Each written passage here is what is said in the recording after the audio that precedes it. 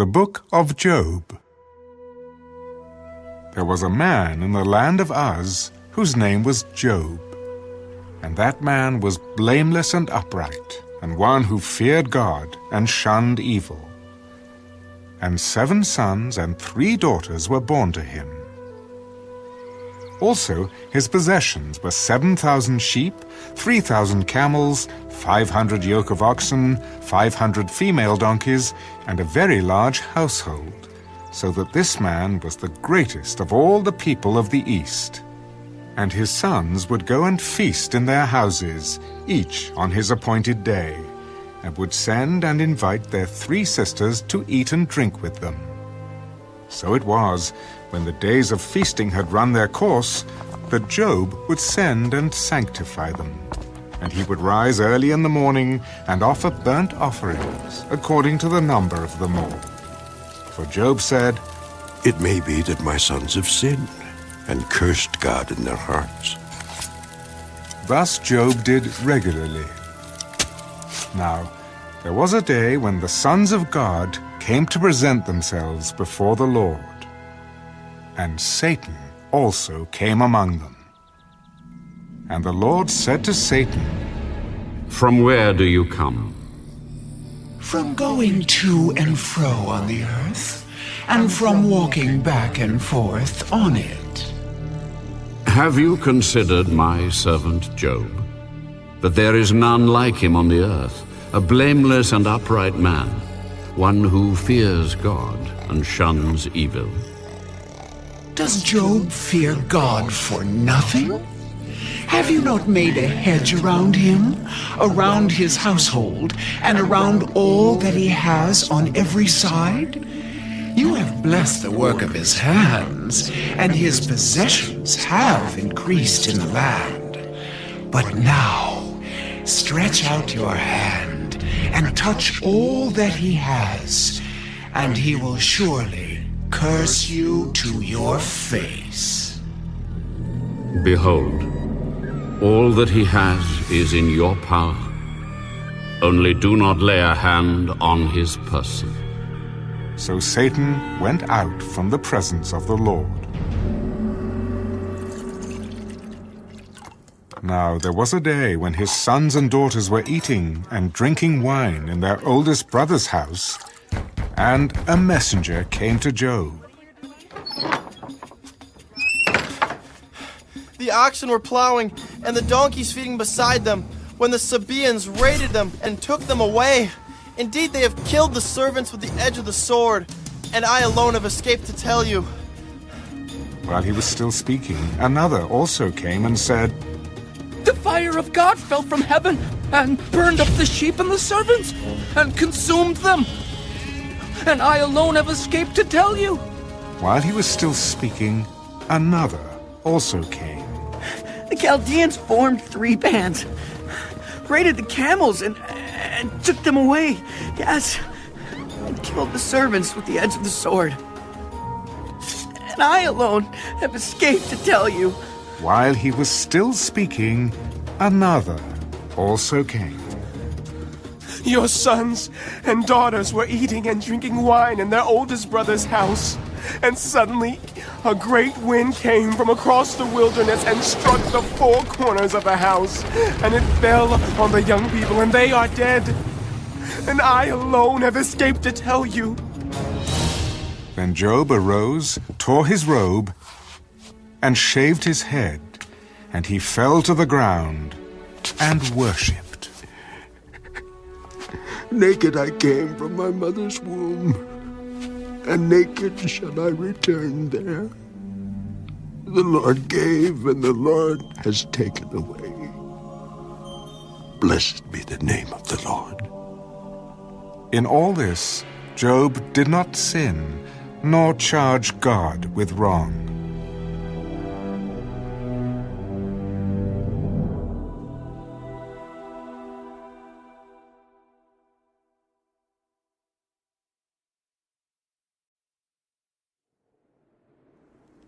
Again, there was a day when the sons of God came to present themselves before the Lord, and Satan came also among them to present himself before the Lord. And the Lord said to Satan, From where do you come? From going to and fro on the earth, and from walking back and forth on it. Have you considered my servant Job? That there is none like him on the earth, a blameless and upright man, one who fears God and shuns evil, and still he holds fast to his integrity. Although you incited me against him to destroy him without cause. Skin for skin. Yes, all that a man has he will give for his life.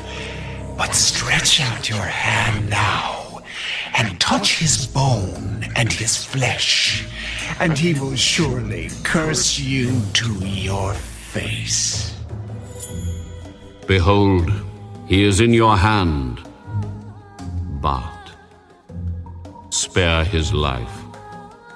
So Satan went out from the presence of the Lord, and struck Job with painful boils from the sole of his foot to the crown of his head. And he took for himself a potsherd with which to scrape himself while he sat in the midst of the ashes. Then his wife said to him, Do you still hold fast to your integrity? Curse God and die.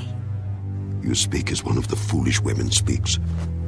Shall we indeed accept good from God? And shall we not accept adversity? In all this, Job did not sin with his lips.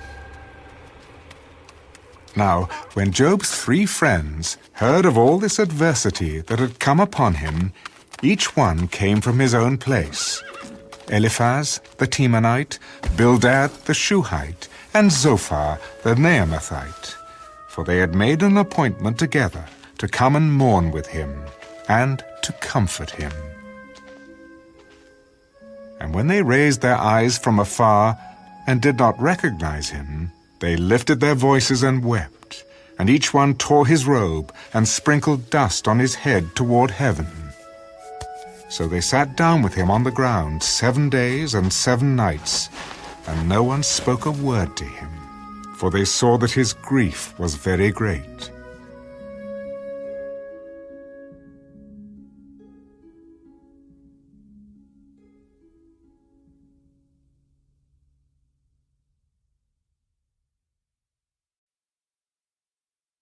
After this, Job opened his mouth and cursed the day of his birth. May the day perish on which I was born, and the night in which it was said, a male child is conceived. May that day be darkness. May God above not seek it, nor the light shine upon it. May darkness and the shadow of death claim it. May a cloud settle on it. May the blackness of the day terrify it. As for that night, may darkness seize it. May it not rejoice among the days of the year. May it not come into the number of the months. Oh, may that night be barren. May no joyful shout come into it. May those curse it who curse the day. Those who are ready to arouse Leviathan, may the stars of its morning be dark. May it look for light but have none, and not see the dawning of the day. Because it did not shut up the doors of my mother's womb, nor hide sorrow from my eyes. Why did I not die at birth? Why did I not perish when I came from the womb? Why did the knees receive me, or why the breasts that I should nurse? For now I would have lain still and been quiet. I would have been asleep. Then I would have been at rest with kings and counselors of the earth who built ruins for themselves, or with princes who had gold, who filled their houses with silver. Or why was I not hidden like a stillborn child, like infants who never saw light? There the wicked cease from troubling, and there the weary are at rest. There the prisoners rest together. They do not hear the voice of the oppressor. The small and great are there, and the servant is free from his master. Why is light given to him who is in misery, and life to the bitter of soul who long for death, but it does not come, and search for it more than hidden treasures? who rejoice exceedingly and are glad when they can find the grave? Why is light given to a man whose way is hidden and whom God has hedged in? For my sighing comes before I eat, and my groanings pour out like water. For the thing I greatly feared has come upon me, and what I dreaded has happened to me. I am not at ease, nor am I quiet. I have no rest, for trouble comes.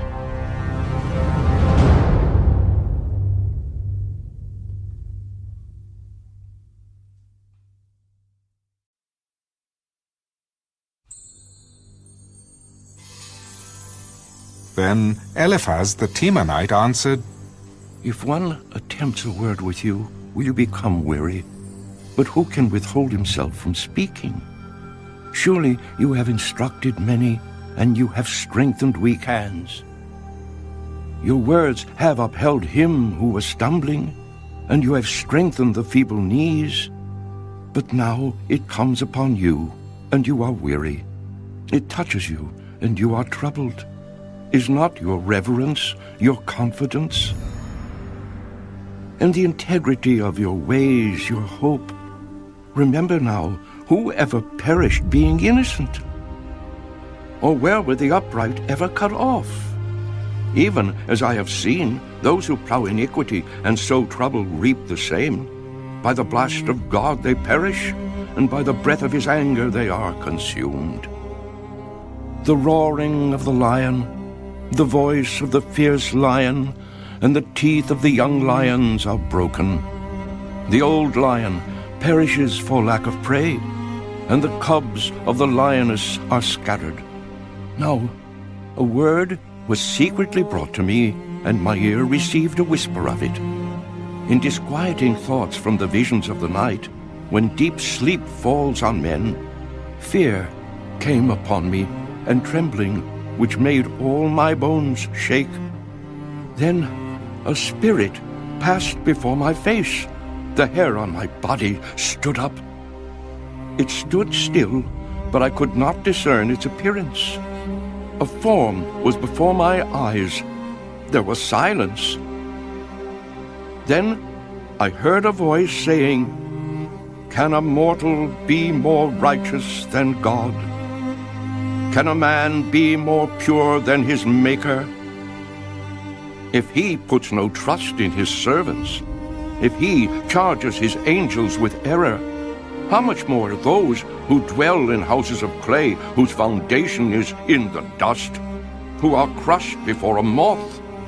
They are broken in pieces from morning till evening. They perish forever with no one regarding. Does not their own excellence go away? They die even without wisdom.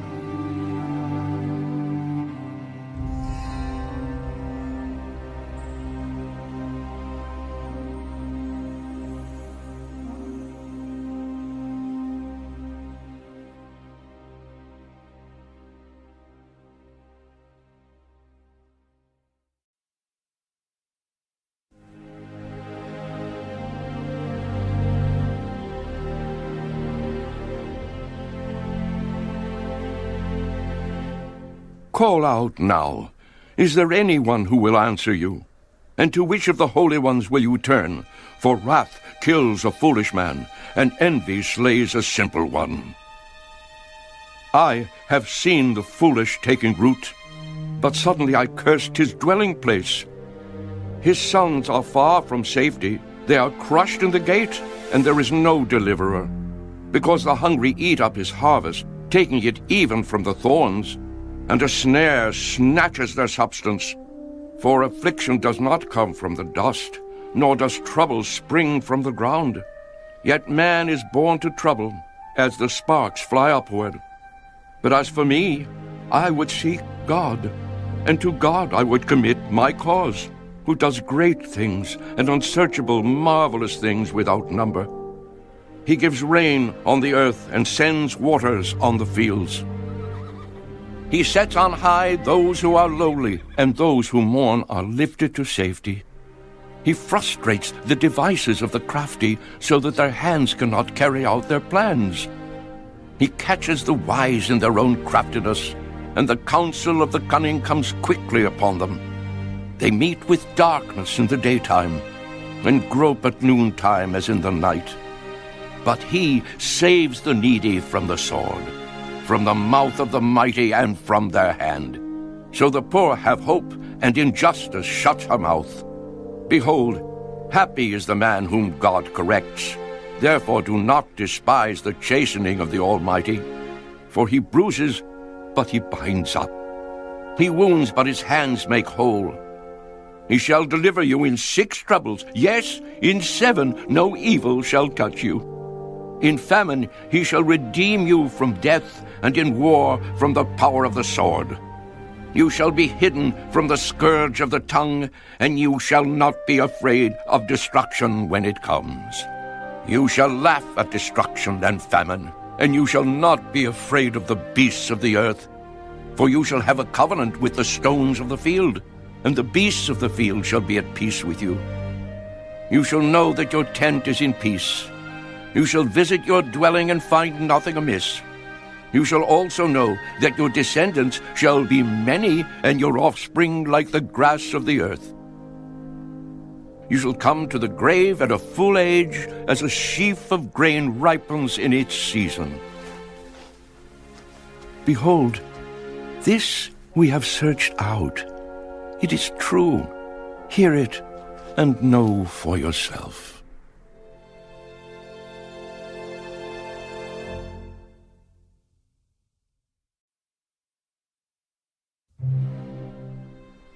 Then Job answered, Oh, that my grief were fully weighed, and my calamity laid with it on the scales. For then it would be heavier than the sand of the sea. Therefore my words have been rash, for the arrows of the Almighty are within me. My spirit drinks in their poison. The terrors of God are arrayed against me. Does the wild donkey bray when it has grass, or does the ox low over its fodder? Can flavorless food be eaten without salt? Or is there any taste in the white of an egg? My soul refuses to touch them. They are as loathsome food to me. Oh, that I might have my request, that God would grant me the thing that I long for, that it would please God to crush me, that he would loose his hand and cut me off. Then I would still have comfort. Though in anguish I would exult. He will not spare, for I have not concealed the words of the Holy One. What strength do I have that I should hope? And what is my end that I should prolong my life? Is my strength the strength of stones? Or is my flesh bronze? Is my help not within me? And is success driven from me? To him who is afflicted, kindness should be shown by his friend, even though he forsakes the fear of the Almighty. My brothers have dealt deceitfully like a brook, like the streams of the brooks that pass away, which are dark because of the ice, and into which the snow vanishes. When it is warm, they cease to flow. When it is hot, they vanish from their place. The paths of their way turn aside. They go nowhere and perish. The caverns of Tema, look, the travelers of Sheba, hope for them. They are disappointed because they were confident. They come there and are confused. For now you are nothing. You see terror and are afraid. Did I ever say, bring something to me? Or offer a bribe for me from your wealth? Or deliver me from the enemy's hand? Or redeem me from the hand of oppressors? Teach me, and I will hold my tongue. Cause me to understand wherein I have erred. How forceful are right words. But what does your arguing prove? Do you intend to rebuke my words? And the speeches of a desperate one, which are as wind? Yes, you overwhelm the fatherless, and you undermine your friend. Now, therefore, be pleased to look at me, where I would never lie to your face. Yield now. Let there be no injustice. Yes, concede my righteousness still stands. Is there injustice on my tongue? Cannot my taste discern the unsavory?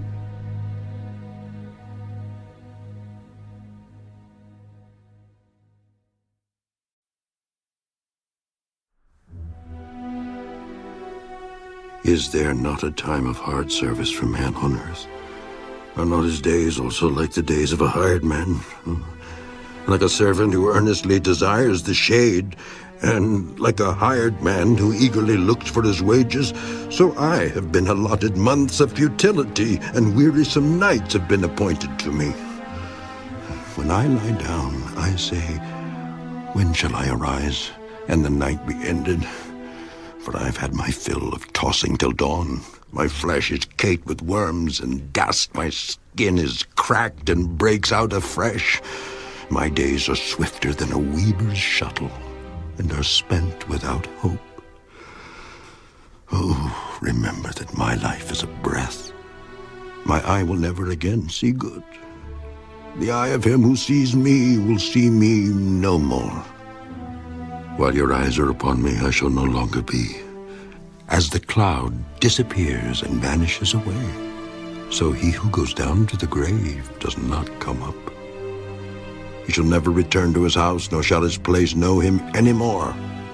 Therefore I will not restrain my mouth. I will speak in the anguish of my spirit.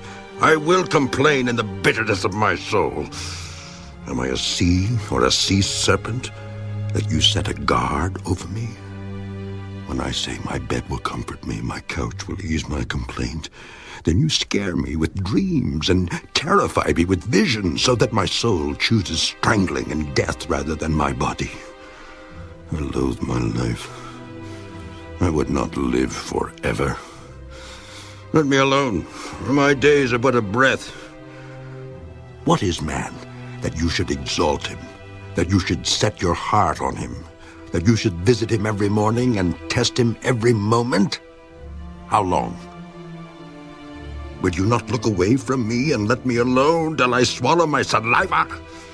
Have I sinned? What have I done to you, O watcher of men? Why have you set me as your target so that I am a burden to myself? Why then do you not pardon my transgression and take away my iniquity?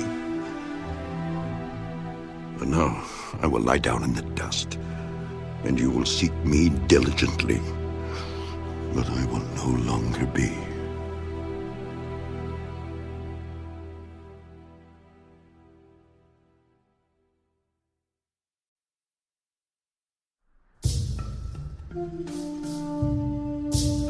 Then Bildad the Shuhite answered, How long will you speak these things, and the words of your mouth be like a strong wind?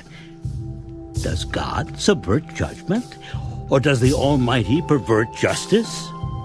If your sons have sinned against him, he has cast them away for their transgression.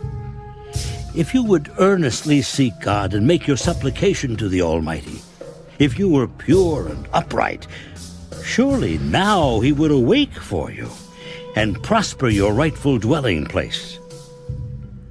Though your beginning was small, yet your latter end would increase abundantly. For inquire, please, of the former age, and consider the things discovered by their fathers.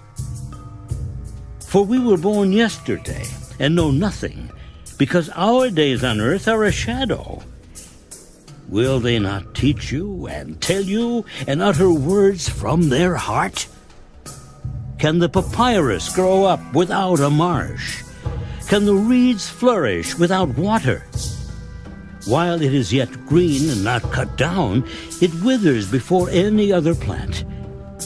So are the paths of all who forget God, and the hope of the hypocrite shall perish, whose confidence shall be cut off, and whose trust is a spider's web.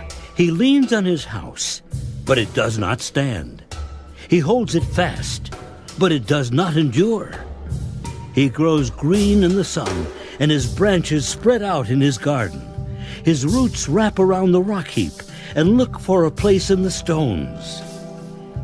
If he is destroyed from his place, then it will deny him, saying, I have not seen you. Behold, this is the joy of his way, and out of the earth others will grow.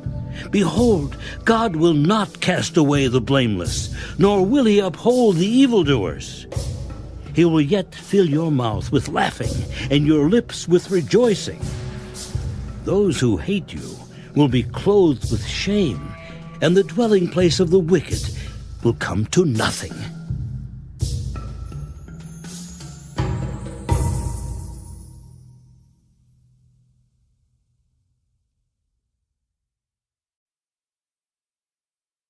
Then Job answered, Truly, I know it is so, but how can a man be righteous before God?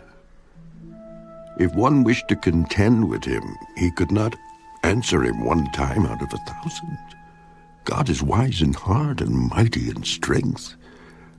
Who has hardened himself against him and prospered? He removes the mountains, and they do not know when he overturns them in his anger. He shakes the earth out of its place, and its pillars tremble. He commands the sun, and it does not rise. He seals off the stars. He alone spreads out the heavens and treads on the waves of the sea. He made the Bear, Orion, and the Pleiades, and the chambers of the south. He does great things past finding out, yes, wonders without number. If he goes by me, I do not see him. If he moves past, I do not perceive him. If he takes away, who can hinder him? Who can say to him, What are you doing? God will not withdraw his anger. Allies of the proud lie prostrate beneath him. How then can I answer him and choose my words to reason with him? For though I were righteous, I could not answer him. I would beg mercy of my judge. If I called and he answered me, I would not believe that he was listening to my voice. For he crushes me with a tempest and multiplies my wounds without cause. He will not allow me to catch my breath, fills me with bitterness. If it is a matter of strength, indeed he is strong. And if of justice, who will appoint my day in court? Though I were righteous, my own mouth would condemn me. Though I were blameless, it would prove me perverse. I am blameless, yet I do not know myself. I despise my life. It is all one thing. Therefore I say, he destroys the blameless and the wicked. If the scourge slays suddenly, he laughs at the plight of the innocent. The earth is given into the hand of the wicked. He covers the faces of its judges. If it is not he, who else could it be? Now my days are swifter than a runner. They flee away. They see no good. They pass by like swift ships, like an eagle swooping on its prey.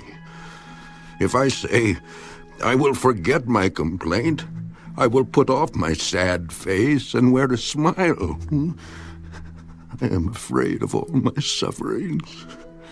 I know that you will not hold me innocent. If I am condemned, why then do I labor in vain? If I wash myself with snow water and cleanse my hands with soap, yet you will plunge me into the pit, and my own clothes will abhor me.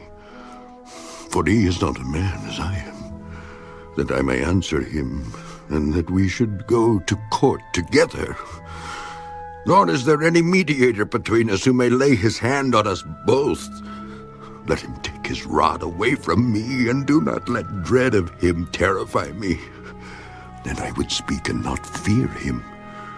But it is not so with me.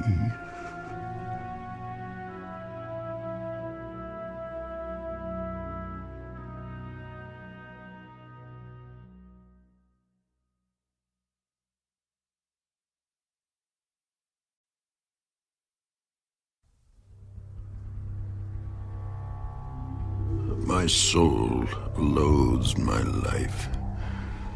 I will give free course to my complaint. I will speak in the bitterness of my soul. I will say to God, do not condemn me, Show me why you contend with me. Does it seem good to you that you should oppress, that you should despise the work of your hands and smile on the counsel of the wicked? Do you have eyes of flesh, or do you see as man sees? Are your days like the days of a mortal man? Are your years like the days of a mighty man? That you should seek for my iniquity and search out my sin, although you know that I am not wicked, and there is no one who can deliver from your hand? Your hands have made me and fashioned me an intricate unity, yet you would destroy me. Remember, I pray, that you have made me like clay, and will you turn me into dust again? Did you not pour me out like milk, and curdle me like cheese, clothe me with skin and flesh, and knit me together with bones and sinews? You have granted me life and favor, and your care has preserved my spirit. And these things you have hidden in your heart. I know that this was with you. If I sin, then you mark me, and will not acquit me of my iniquity. If I am wicked, woe to me. Even if I am righteous, I cannot lift up my head. I am full of disgrace. See my misery. If my head is exalted, you hurt me like a fierce lion, and again you show yourself awesome against me. You renew your witnesses against me and increase your indignation toward me. Changes and war are ever with me. Why then have you brought me out of the womb? Oh, that I had perished, and no eye had seen me. I would have been as though I had not been. I would have been carried from the womb to the grave. Are not my days few? Cease. Leave me alone, that I may take a little comfort before I go to the place from which I shall not return, to the land of darkness and the shadow of death. A land as dark as darkness itself, as the shadow of death, without any order, where even the light is like darkness.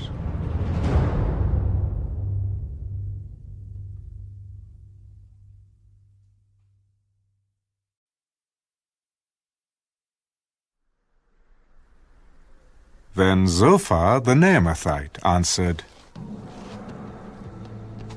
Should not the multitude of words be answered? And should a man full of talk be vindicated? Should your empty talk make men hold their peace? And when you mock, should no one rebuke you? For you have said, My doctrine is pure, and I am clean in your eyes. But oh, that God would speak and open his lips against you, that he would show you the secrets of wisdom, for they would double your prudence. Know therefore that God exacts from you less than your iniquity deserves. Can you search out the deep things of God? Can you find out the limits of the Almighty? They are higher than heaven. What can you do? Deeper than Sheol.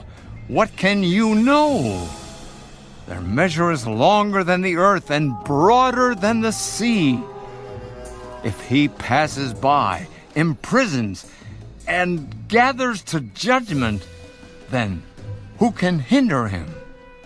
For he knows deceitful men. He sees wickedness also. Will he not then consider it? For an empty-headed man will be wise when a wild donkey's colt is born a man. If you would prepare your heart and stretch out your hands toward him, if iniquity were in your hand, and you put it far away, and would not let wickedness dwell in your tents, then surely you could lift up your face without spot. Yes, you could be steadfast and not fear, because you would forget your misery and remember it as waters that have passed away, and your life would be brighter than noonday. Though you were dark, you would be like the morning, and you would be secure because there is hope. Yes, you would dig around you and take your rest in safety. You would also lie down, and no one would make you afraid. Yes, many would court your favor, but the eyes of the wicked will fail, and they shall not escape. And their hope, loss of life.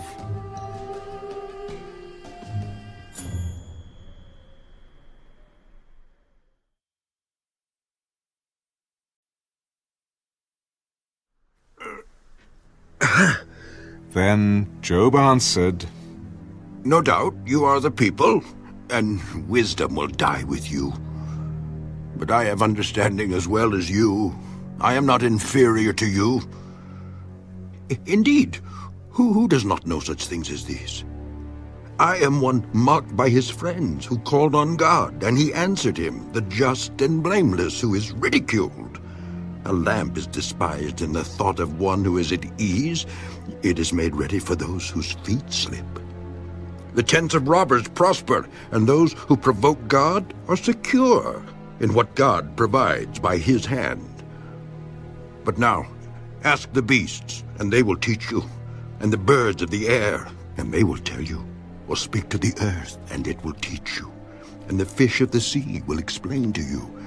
Who among all these does not know that the hand of the Lord has done this, in whose hand is the life of every living thing and the breath of all mankind? Does not the ear test words and the mouth taste its food? Wisdom is with aged men, and with length of days, understanding. With him are wisdom and strength. He has counsel and understanding. If he breaks the thing down, it cannot be rebuilt. If he imprisons a man, there can be no release. If he withholds the waters, they dry up. If he sends them out, they overwhelm the earth. With him are strength and prudence. The deceived and the deceiver are his. He leads counselors away plundered and makes fools of the judges. He loosens the bonds of kings and binds their waist with a belt. He leads princes away plundered and overthrows the mighty. He deprives the trusted ones of speech and takes away the discernment of the elders. He pours contempt on princes and disarms the mighty. He uncovers deep things out of darkness and brings the shadow of death to light. He makes nations great and destroys them. He enlarges nations and guides them. He takes away the understanding of the chiefs of the people of the earth and makes them wander in a pathless wilderness. They grope in the dark without light, and he makes them stagger like a drunken man.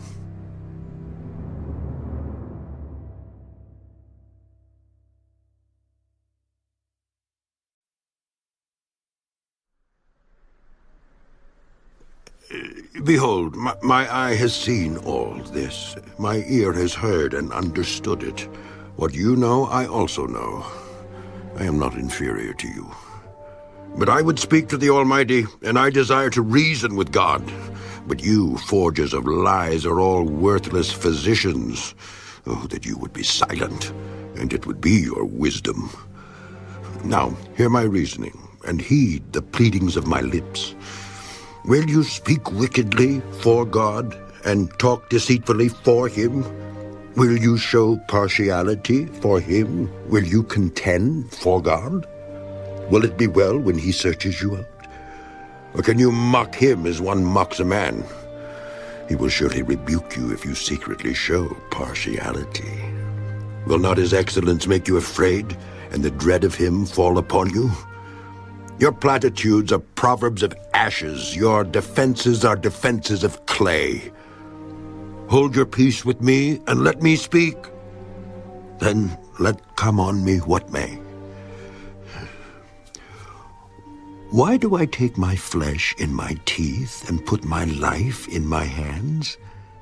Though he slay me, yet will I trust him. Even so, I will defend my own ways before him. He also shall be my salvation, for a hypocrite could not come before him. Listen carefully to my speech and to my declaration with your ears. See now, I have prepared my case. I know that I shall be vindicated. Who is he who will contend with me? If now I hold my tongue, I perish. Only two things do not do to me, and I will not hide myself from you. Withdraw your hand far from me, and let not the dread of you make me afraid. Then call, and I will answer. Or let me speak, then you respond to me. How many are my iniquities and sins? Make me know my transgression and my sin. Why do you hide your face and regard me as your enemy? Would you frighten a leaf driven to and fro? And will you pursue dry stubble?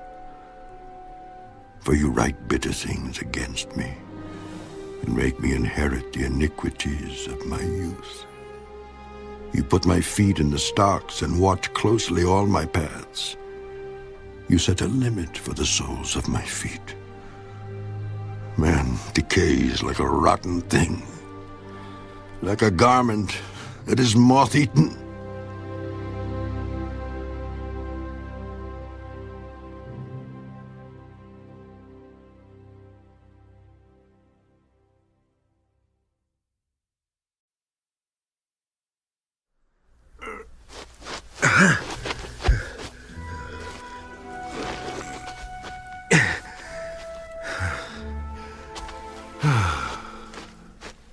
Man who is born of woman is of few days and full of trouble. He comes forth like a flower and fades away. He flees like a shadow and does not continue.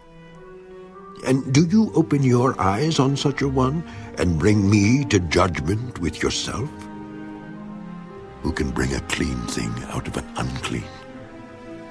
No one. Since his days are determined, the number of his months is with you. You have appointed his limit so that he cannot pass.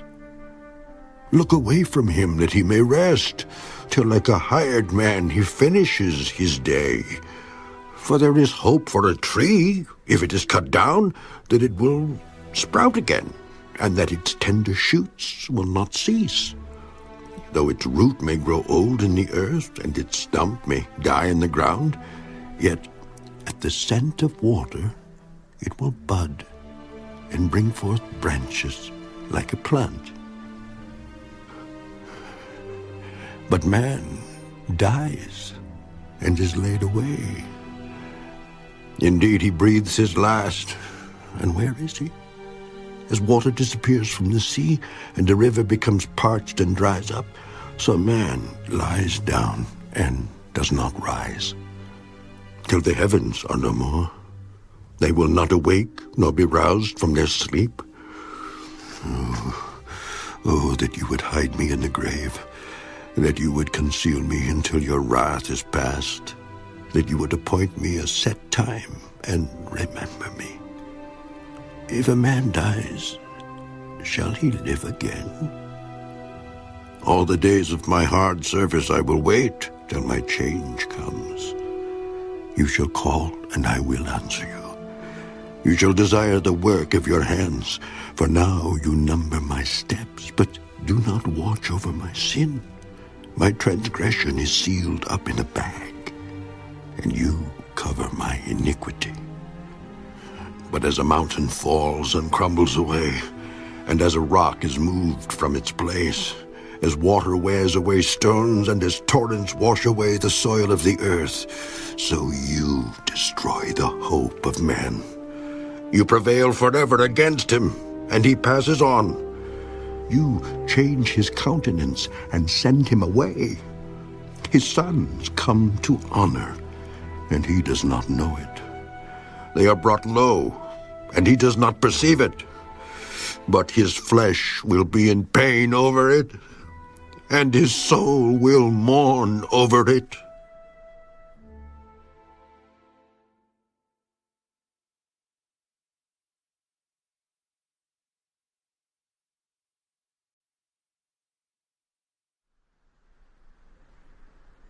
Then Eliphaz the Temanite answered, Should a wise man answer with empty knowledge and fill himself with the east wind? Should he reason with unprofitable talk, or by speeches with which he can do no good? Yes, you cast off fear and restrain prayer before God. For your iniquity teaches your mouth, and you choose the tongue of the crafty. Your own mouth condemns you, and not I. Yes, your own lips testify against you. Are you the first man who was born? Or were you made before the hills? Have you heard the counsel of God? Do you limit wisdom to yourself? What do you know that we do not know? What do you understand that is not in us? Both the gray-haired and the aged are among us, much older than your father. Are the consolations of God too small for you, and the words spoken gently with you? Why does your heart carry you away, and what do your eyes wink at, that you turn your spirit against God, and let such words go out of your mouth? What is man that he could be pure? And he who was born of a woman, that he could be righteous? If God puts no trust in his saints, and the heavens are not pure in his sight, how much less man, who is abominable and filthy, who drinks iniquity like water? I will tell you, hear me. What I have seen, I will declare. What wise men have told, not hiding anything received from their fathers, to whom alone the land was given, and no alien passed among them. The wicked man writhes with pain all his days, and the number of years is hidden from the oppressor. Dreadful sounds are in his ears. In prosperity the destroyer comes upon him. He does not believe that he will return from darkness, for a sword is waiting for him. He wanders about for bread, saying, Where is it? He knows that a day of darkness is ready at his hand. Trouble and anguish make him afraid.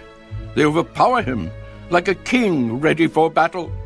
For he stretches out his hand against God, and acts defiantly against the Almighty, running stubbornly against him with his strong embossed shield.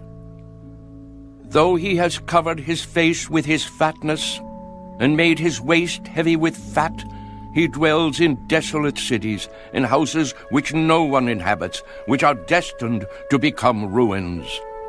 He will not be rich, nor will his wealth continue, nor will his possessions overspread the earth. He will not depart from darkness. The flame will dry out his branches, and by the breath of his mouth he will go away. Let him not trust in futile things, deceiving himself, for futility will be his reward. It will be accomplished before his time, and his branch will not be green. He will shake off his unripe grape like a vine, and cast off his blossom like an olive tree. For the company of hypocrites will be barren, and fire will consume the tents of bribery. They conceive trouble and bring forth futility. Their womb prepares deceit.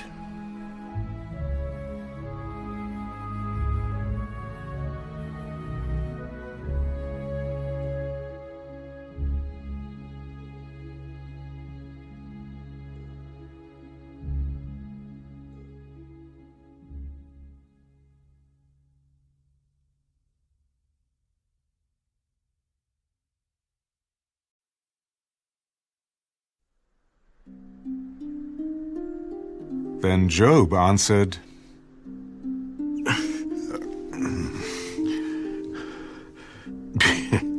I have heard many such things. Miserable comforters are you all. Shall words of wind have an end?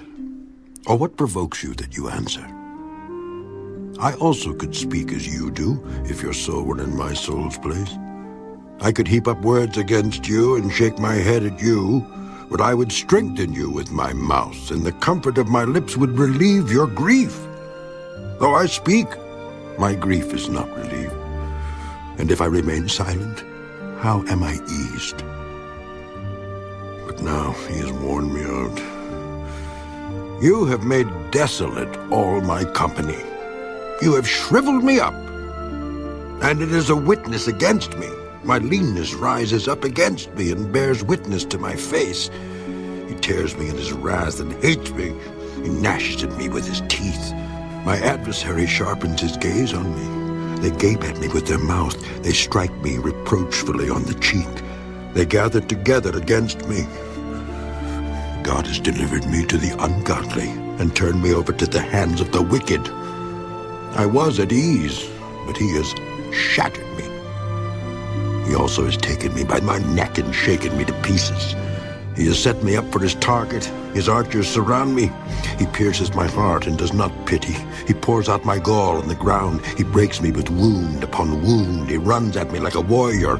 I have sewn sackcloth over my skin and laid my head in the dust.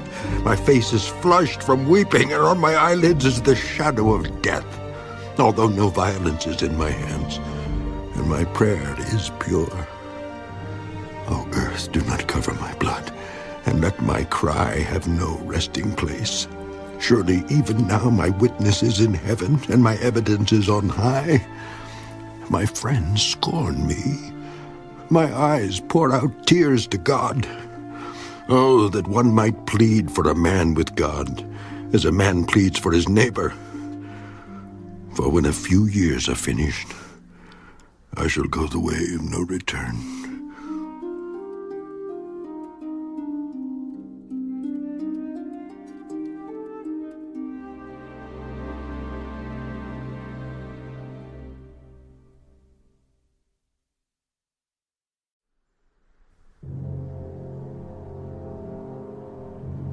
My spirit is broken. My days are extinguished. The grave is ready for me. Are not mockers with me? And does not my eye dwell on their provocation? Now put down a pledge for me with yourself. Who is he who will shake hands with me? For you have hidden their heart from understanding. Therefore you will not exalt them. He who speaks flattery to his friends, even the eyes of his children will fail. But he has made me a byword of the people, and I have become one in whose face men spit. My eye has also grown dim because of sorrow, and all my members are like shadows. Upright men are astonished at this, and the innocent stirs himself up against the hypocrite. Yet the righteous will hold to his way, and he who has clean hands will be stronger and stronger. But please, come back again, all of you, for I shall not find one wise man among you. My days are past, my purposes are broken off, even the thoughts of my heart. I change the night into day.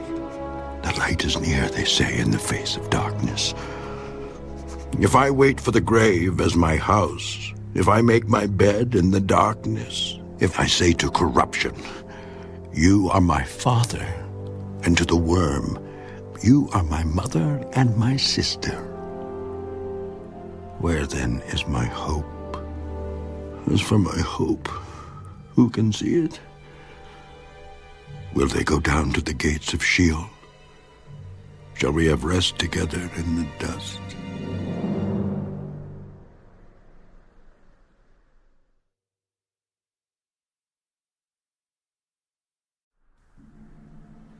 Then Bildad the Shuhite answered, How long till you put an end to words?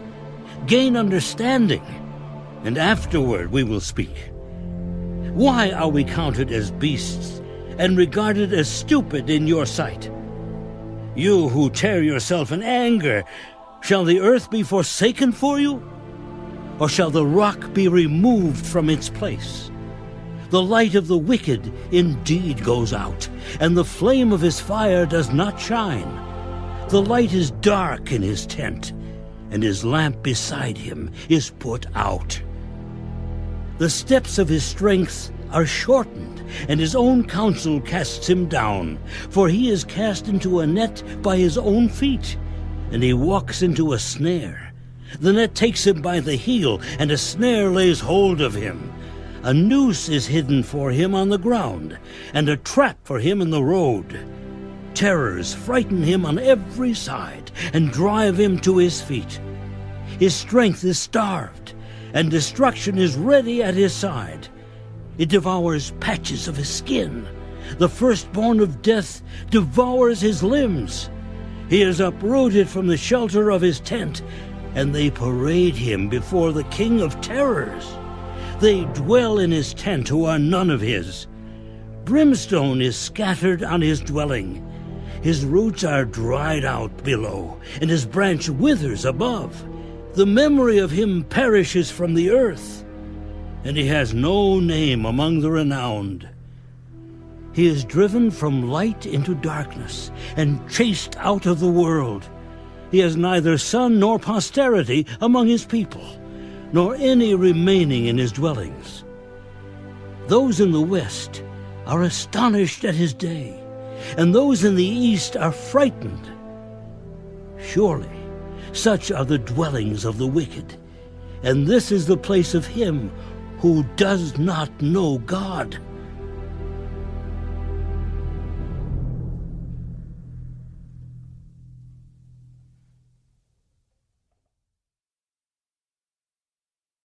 Then Job answered, How long will you torment my soul and break me in pieces with words?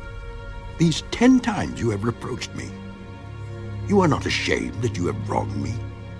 And if indeed I have erred, my error remains with me.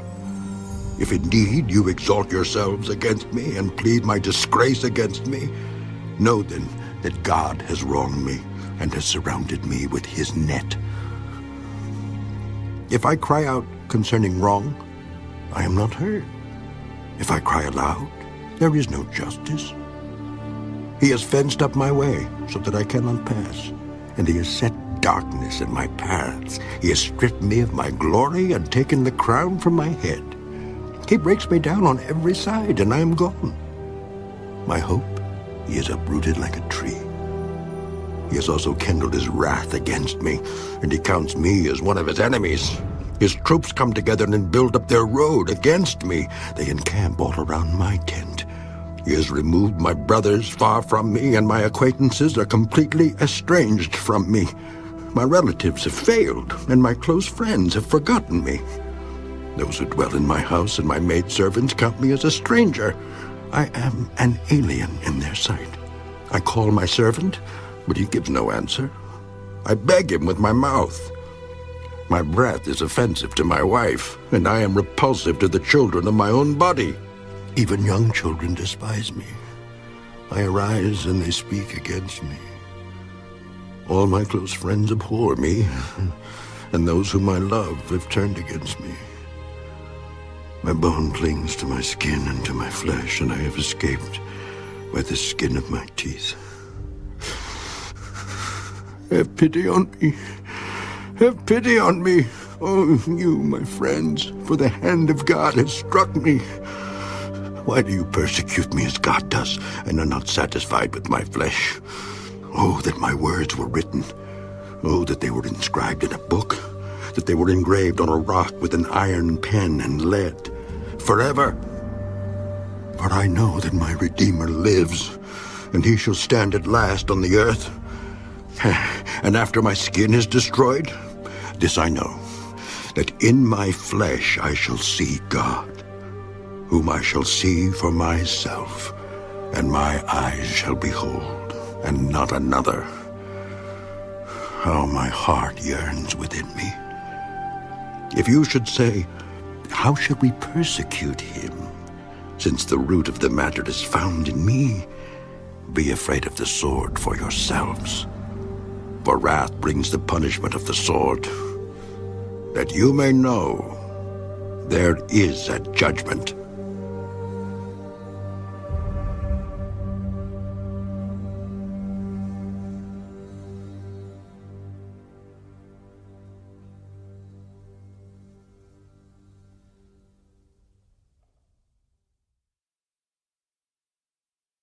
Then Zophar the Naamathite answered, Therefore, my anxious thoughts make me answer, because of the turmoil within me. I have heard the rebuke that reproaches me, and the spirit of my understanding causes me to answer.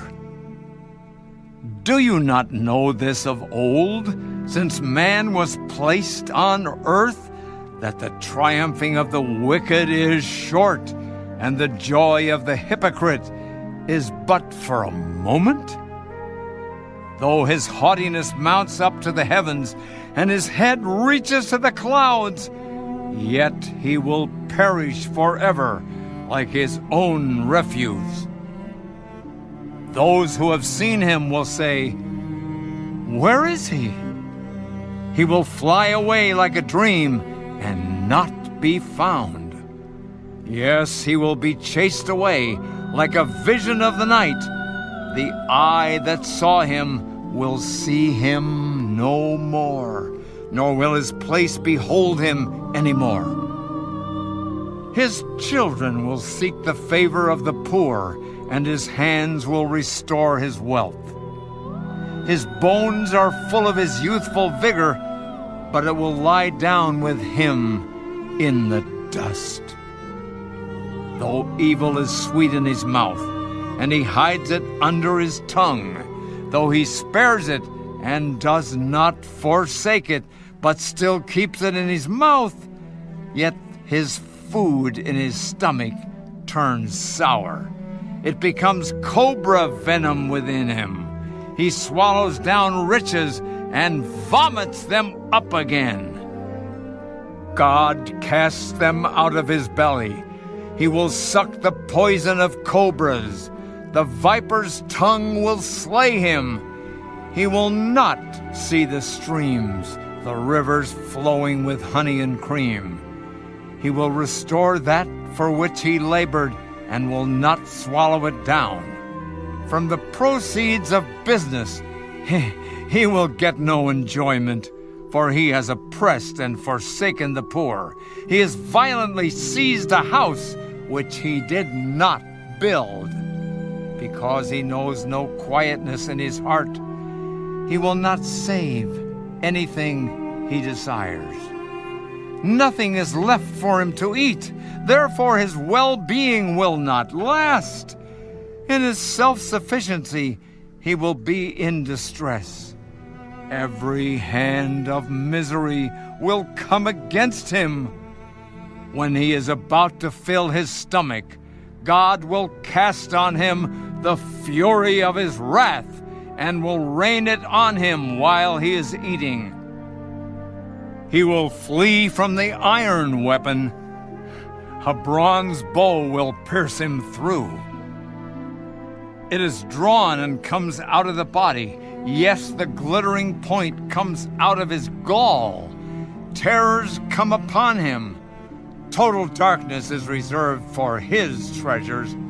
An unfanned fire will consume him. It shall go ill with him who is left in his tent. The heavens will reveal his iniquity, and the earth will rise up against him. The increase of his house will depart, and his goods will flow away in the day of his wrath. This is the portion from God for a wicked man, the heritage appointed to him by God.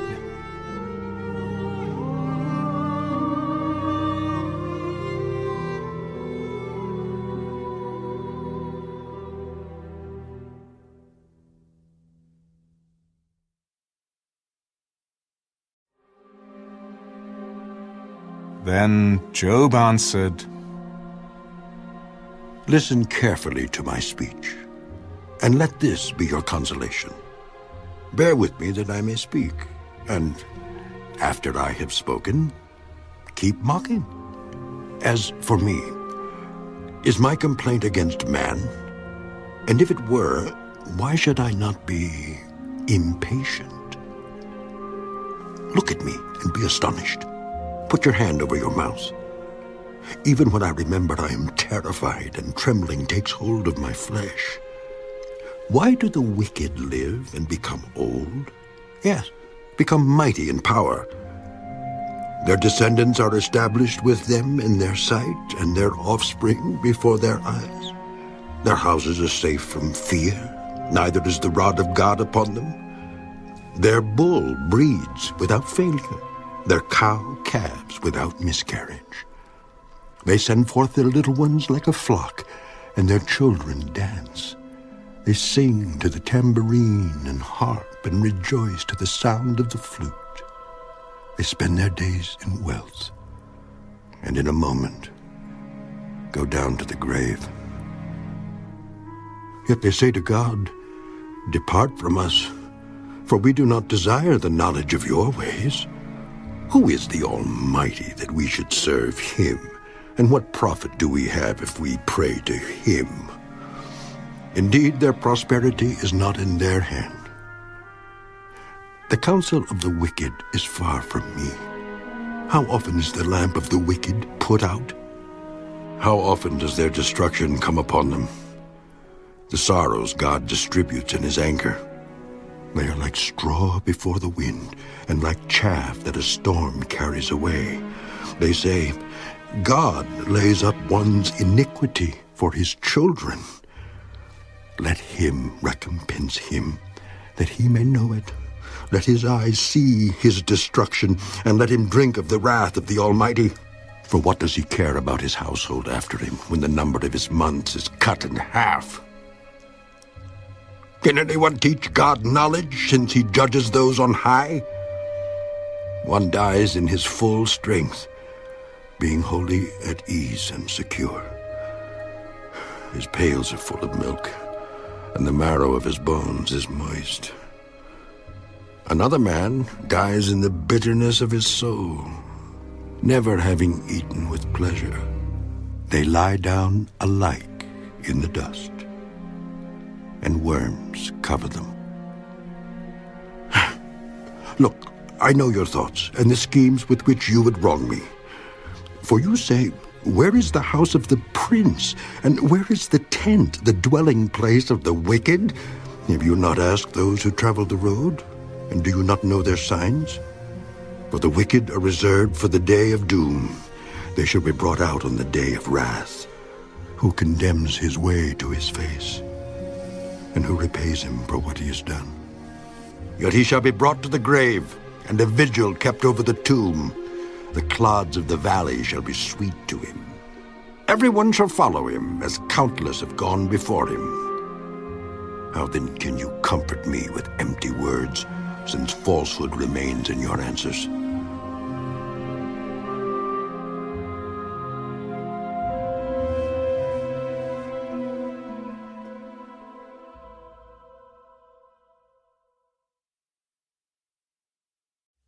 Then Eliphaz the Temanite answered, Can a man be profitable to God, though he who is wise may be profitable to himself?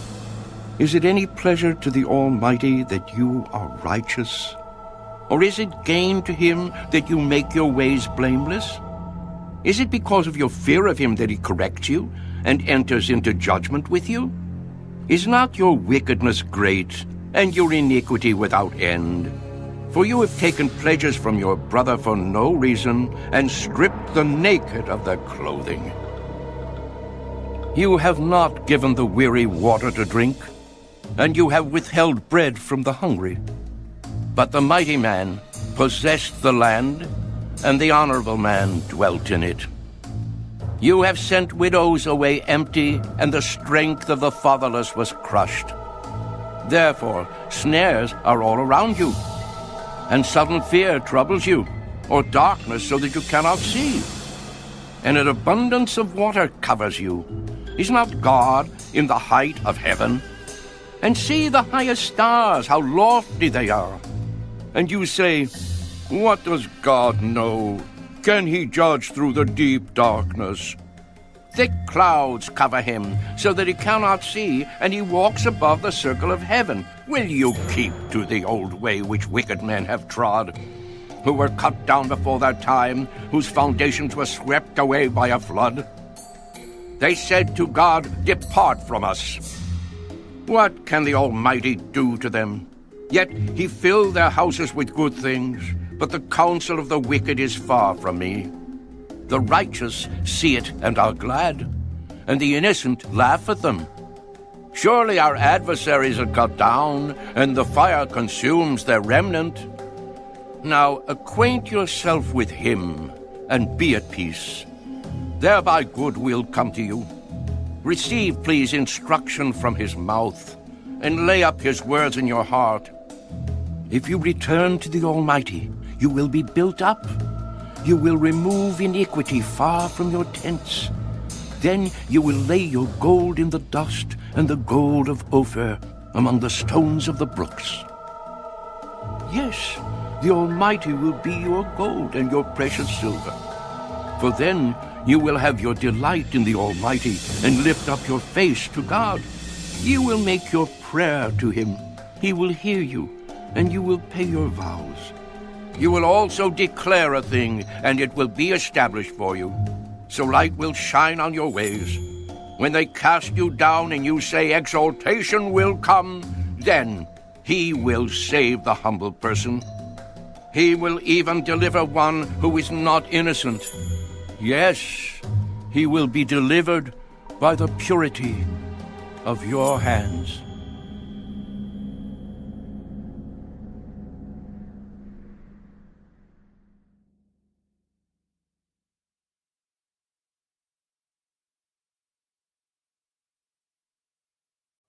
Then Job answered,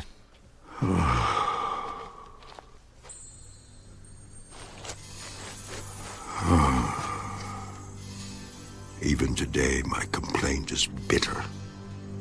My hand is listless because of my groaning. Oh, that I knew where I might find him, that I might come to his seat. I would present my case before him and fill my mouth with arguments. I would know the words which he would answer me, and understand what he would say to me. Would he contend with me in his great power? No. But he would take note of me. There the upright could reason with him, and I would be delivered forever from my judge. Look, I go forward, but he is not there, and backward, but I cannot perceive him. When he works on the left hand, I cannot behold him. When he turns to the right hand, I cannot see him. But he knows the way that I take. When he has tested me, I shall come forth as gold. My foot is held fast to his steps. I have kept his way and not turned aside. I have not departed from the commandment of his lips. I have treasured the words of his mouth more than my necessary food. But he is unique, and who can make him change? And whatever his soul desires, that he does. For he performs what is appointed for me, and many such things are with him. Therefore, I am terrified at his presence. When I consider this, I am afraid of him. For God made my heart weak, and the Almighty terrifies me. Because I was not cut off from the presence of darkness, and he did not hide deep darkness from my face.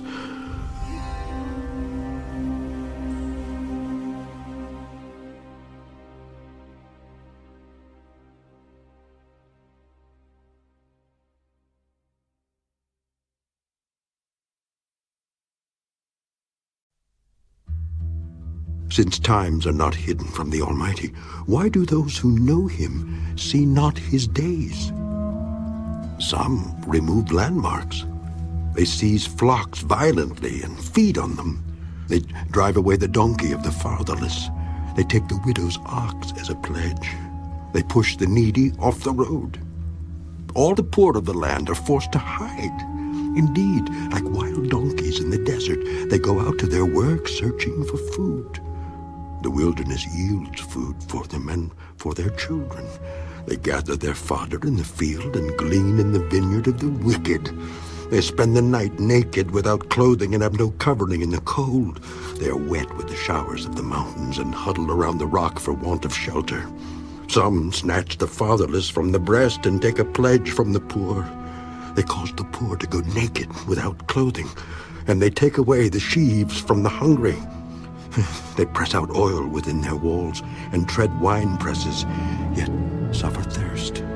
The dying groan in the city, and the souls of the wounded cry out, yet God does not charge them with wrong. There are those who rebel against the light. They do not know its ways, nor abide in its paths. The murderer rises with the light. He kills the poor and needy, and in the night he is like a thief. The eye of the adulterer waits for the twilight, saying, no eye will see me, and he disguises his face. In the dark they break into houses which they mark for themselves in the daytime. They do not know the light, for the morning is the same to them as the shadow of death. If someone recognizes them, they are in the terrors of the shadow of death. They should be swift on the face of the waters. Their portion should be cursed in the earth, so that no one would turn into the way of their vineyards. As drought and heat consume the snow waters, so the grave consumes those who have sinned. The womb should forget him. The worm should feed sweetly on him. He should be remembered no more, and wickedness should be broken like a tree. For he preys on the barren who do not bear, and does no good for the widow. But God draws the mighty away with his power. He rises up, but no man is short of life. He gives them security, and they rely on it. Yet his eyes are on their ways. They are exalted for a little while, then they are gone. They are brought low. They are taken out of the way like all others. They dry out like the heads of grain. Now, if it is not so, who will prove me a liar and make my speech worth nothing?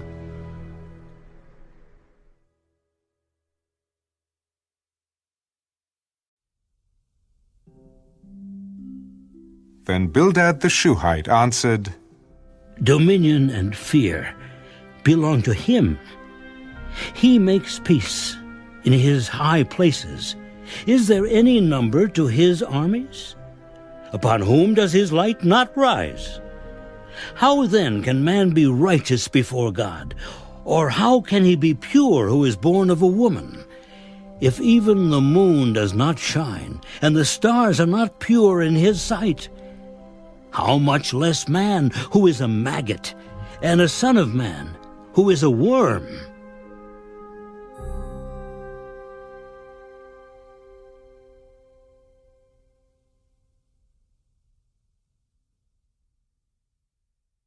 But Job answered, How have you helped him who is without power? How have you saved the arm that has no strength? How have you counseled one who has no wisdom? And how have you declared sound advice to many? To whom have you uttered words, and whose spirit came from you? The dead tremble, those under the waters and those inhabiting them. Sheol is naked before him, and destruction has no covering. He stretches out the north over empty space. He hangs the earth on nothing. He binds up the water in his thick clouds, yet the clouds are not broken under it. He covers the face of his throne and spreads his cloud over it. He drew a circular horizon on the face of the waters, at the boundary of light and darkness. The pillars of heaven tremble and are astonished at his rebuke. He stirs up the sea with his power, and by his understanding he breaks up the storm. By his spirit he adorned the heavens. His hand pierced the fleeing serpent. Indeed, these are the mere edges of his ways, and how small a whisper we hear of him. But the thunder of his power, who can understand?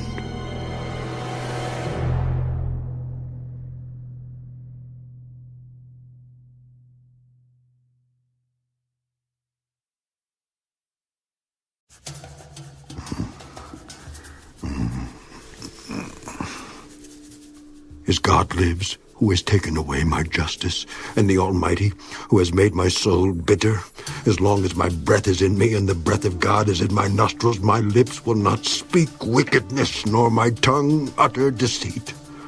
Far be it from me that I should say you are right. Till I die, I will not put away my integrity from me. My righteousness I hold fast, and will not let it go. My heart shall not reproach me as long as I live.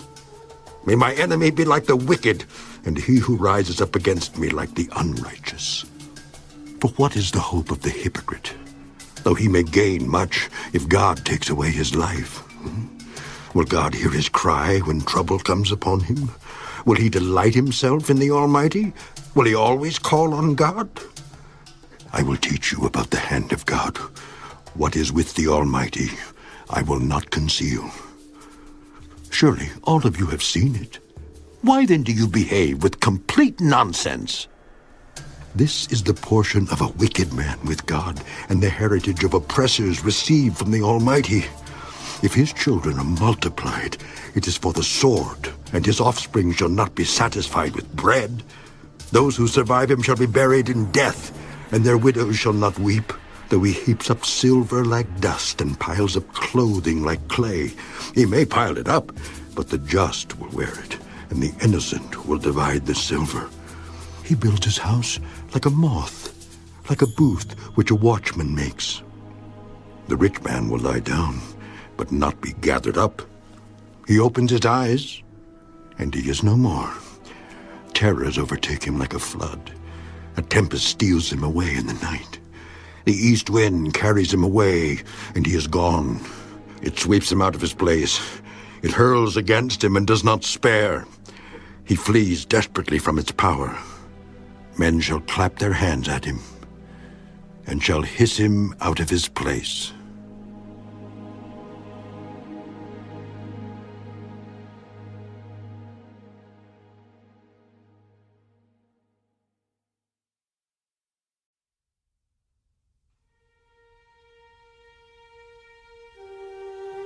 Surely there is a mine for silver, and a place where gold is refined. Iron is taken from the earth, and copper is smelted from ore. Man puts an end to darkness, and searches every recess for ore in the darkness and the shadow of death. He breaks open a shaft away from people. In places forgotten by feet, they hang far away from men. They swing to and fro. As for the earth, from it comes bread, but underneath it is turned up as by fire. Its stones are the source of sapphires, and it contains gold dust. That path no bird knows, nor has the falcon's eye seen it. The proud lions have not trodden it, nor has the fierce lion passed over it. He puts his hand on the flint. He overturns the mountains at the roots. He cuts out channels in the rocks, and his eye sees every precious thing. He dams up the streams from trickling. What is hidden he brings forth to light. But where can wisdom be found? And where is the place of understanding? Man does not know its value, nor is it found in the land of the living. The deep says, "It is not in me," and the sea says, "It is not with me." It cannot be purchased for gold, nor can silver be weighed for its price. It cannot be valued in the gold of Ophir, in precious onyx or sapphire. Neither gold nor crystal can equal it, nor can it be exchanged for jewelry of fine gold. No mention shall be made of coral or quartz, for the price of wisdom is above rubies. The topaz of Ethiopia cannot equal it, nor can it be valued in pure gold. From where, then, does wisdom come? And where is the place of understanding? It is hidden from the eyes of all living, and concealed from the birds of the air. Destruction and death say, "We have heard a report about it with our ears." God understands its way, and he knows its place For he looks to the ends of the earth and sees under the whole heavens, to establish a weight for the wind and apportion the waters by measure. When he made a law for the rain and a path for the thunderbolt, then he saw wisdom and declared it. He prepared it indeed, he searched it out. And to man he said, Behold, the fear of the Lord, that is wisdom. And to depart from evil is understanding.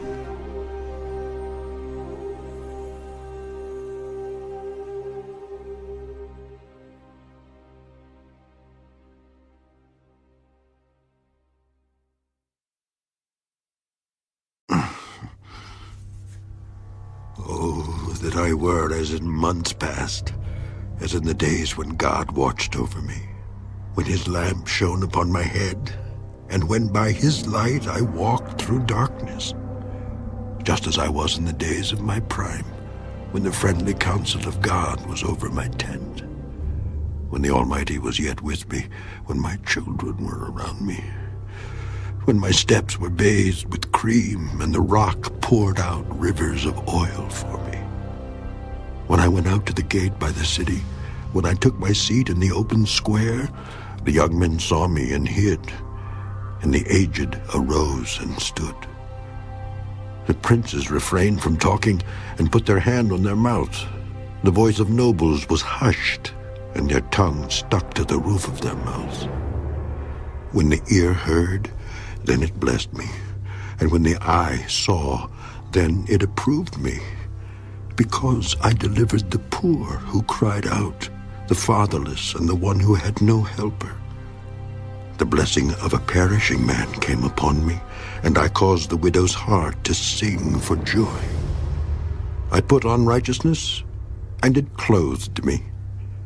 My justice was like a robe and a turban. I was eyes to the blind, and I was feet to the lame. I was a father to the poor, and I searched out the case that I did not know. I broke the fangs of the wicked, and plucked the victim from his teeth. Then I said, I shall die in my nest, and multiply my days as the sand. My root is spread out to the waters, and the dew lies all night on my branch. My glory is fresh within me, and my bow is renewed in my hand. Men listened to me and waited, and kept silence for my counsel. After my words, they did not speak again, and my speech settled on them as dew. They waited for me as for the rain, and they opened their mouth wide as for the spring rain. If I mocked at them, they did not believe it, and the light of my countenance they did not cast down. I chose the way for them, and sat as chief. So I dwelt as a king in the army, as one who comforts mourners.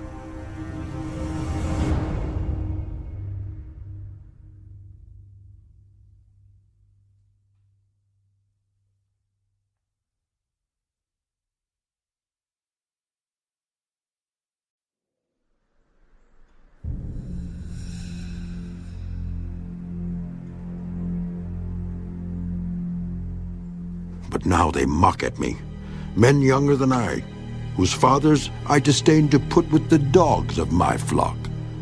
Indeed, what profit is the strength of their hands to me? Their vigor has perished. They are gone from want and famine, fleeing late to the wilderness, desolate and waste, to pluck mallow by the bushes and broom tree roots for their food. They were driven out from among men. They shouted at them as at a thief. They had to live in the clefts of the valleys, in caves of the earth and the rocks. Among the bushes they brayed, under the nettles they nestled. They were sons of fools, yes, sons of vile men. They were scourged from the land. And now I am their taunting song. Yes, I am their byword. They abhor me. They keep far from me. They do not hesitate to spit in my face.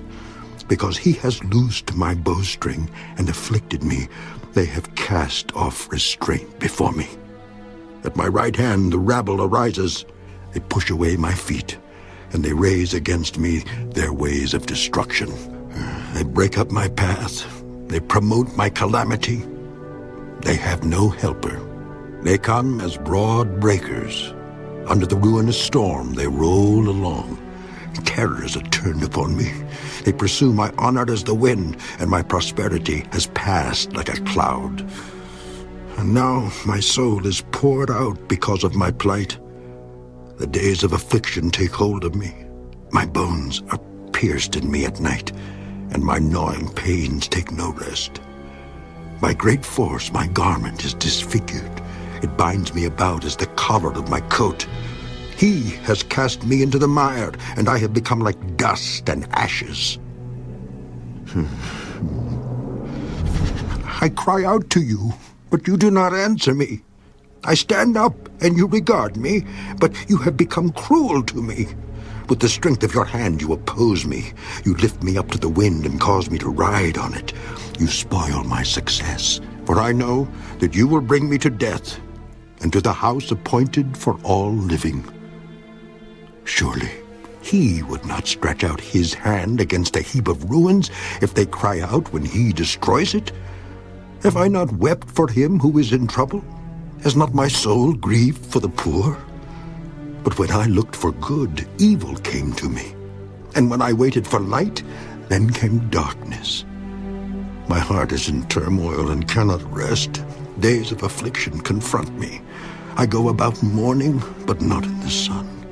I stand up in the assembly and cry out for help. I am a brother of jackals and a companion of ostriches. My skin grows black and falls from me. My bones burn with fever. My harp is turned to mourning, and my flute to the voice of those who weep.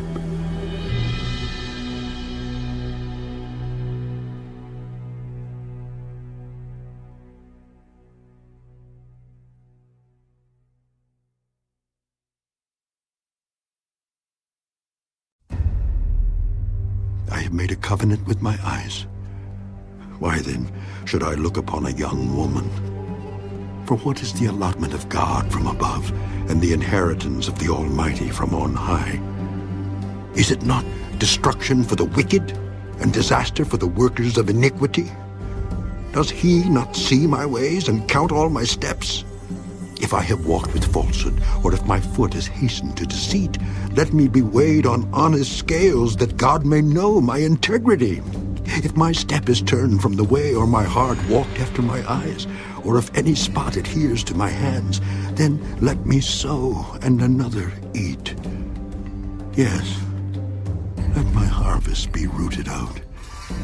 If my heart has been enticed by a woman, or if I have lurked at my neighbor's door, then let my wife grind for another, and let others bow down over her, for that would be wickedness. Yes, it would be iniquity deserving of judgment, for that would be a fire that consumes to destruction and would root out all my increase. If I have despised the cause of my male or female servant when they complained against me, what then shall I do when God rises up? When he punishes, how shall I answer him? Did not he who made me in the womb make them? Did not the same one fashion us in the womb? If I have kept the poor from their desire, or caused the eyes of the widow to fail, or eaten my morsel by myself, so that the fatherless could not eat of it, but from my youth I reared him as a father, and from my mother's womb I guided the widow. If I have seen anyone perish for lack of clothing, or any poor man without covering, if his heart has not blessed me, and if he was not warmed with the fleece of my sheep, if I have raised my hand against the fatherless when I saw I had help in the gate, then let my arm fall from my shoulder. Let my arm be torn from the socket. For destruction from God is a terror to me, and because of his magnificence, I cannot endure. If I have made gold my hope, or said to find gold, you are my confidence. If I have rejoiced because my wealth was great and because my hand had gained much? If I have observed the sun when it shines, or the moon moving in brightness, so that my heart has been secretly enticed and my mouth has kissed my hand, this also would be an iniquity deserving of judgment, for I would have denied God who is above. If I have rejoiced at the destruction of him who hated me, or lifted myself up when evil found him, indeed I have not allowed my mouth to sin by asking for a curse on his soul. If the men of my tent have not said, "Who is there that has not been satisfied with his meat?" But no sojourner had to lodge in the street, for I have opened my doors to the traveler. If I have covered my transgressions as Adam by hiding my iniquity in my bosom, because I feared the great multitude and dreaded the contempt of families, so that I kept silence and did not go out of the door, oh, that I had one to hear me. Here is my mark. Oh, that the Almighty would answer me, that my prosecutor had written a book. Surely I would carry it on my shoulder and bind it on me like a crown. I would declare to him the number of my steps. Like a prince I would approach him. If my land cries out against me and its furrows weep together, if I have eaten its fruit without money or caused its owners to lose their lives, then let thistles grow instead of wheat and weeds instead of barley. The words of Job are ended.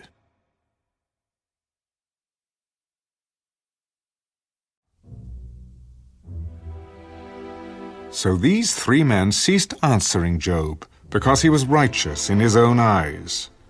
Then the wrath of Elihu, the son of Barachel, the Buzite, of the family of Ram, was aroused against Job. His wrath was aroused because he justified himself rather than God. Also, against his 3 friends his wrath was aroused, because they had found no answer, and yet had condemned Job. Now, because they were years older than he, Elihu had waited to speak to Job. When Elihu saw that there was no answer in the mouth of these 3 men, his wrath was aroused. So Elihu, the son of Barachel the Buzite, answered, I am young in years, and you are very old. Therefore I was afraid and dared not declare my opinion to you. I said, age should speak, and multitude of years should teach wisdom. But there is a spirit in man, and the breath of the Almighty gives him understanding. Great men are not always wise, nor do the aged always understand justice. Therefore I say, listen to me, I also will declare my opinion. Indeed, I waited for your words. I listened to your reasonings while you searched out what to say. I paid close attention to you. And surely, not one of you convinced Job or answered his words, lest you say, we have found wisdom. God will vanquish him, not man. Now, he has not directed his words against me, so I will not answer him with your words. They are dismayed and answer no more. Words escape them. And I have waited because they did not speak, because they stood still and answered no more. I also will answer my part. I too will declare my opinion, for I am full of words. The spirit within me compels me. Indeed, my belly is like wine that has no vent. It is ready to burst like new wineskins. I will speak that I may find relief. I must open my lips and answer. Let me not, I pray, show partiality to anyone, nor let me flatter any man. For I do not know how to flatter, else my Maker would soon take me away.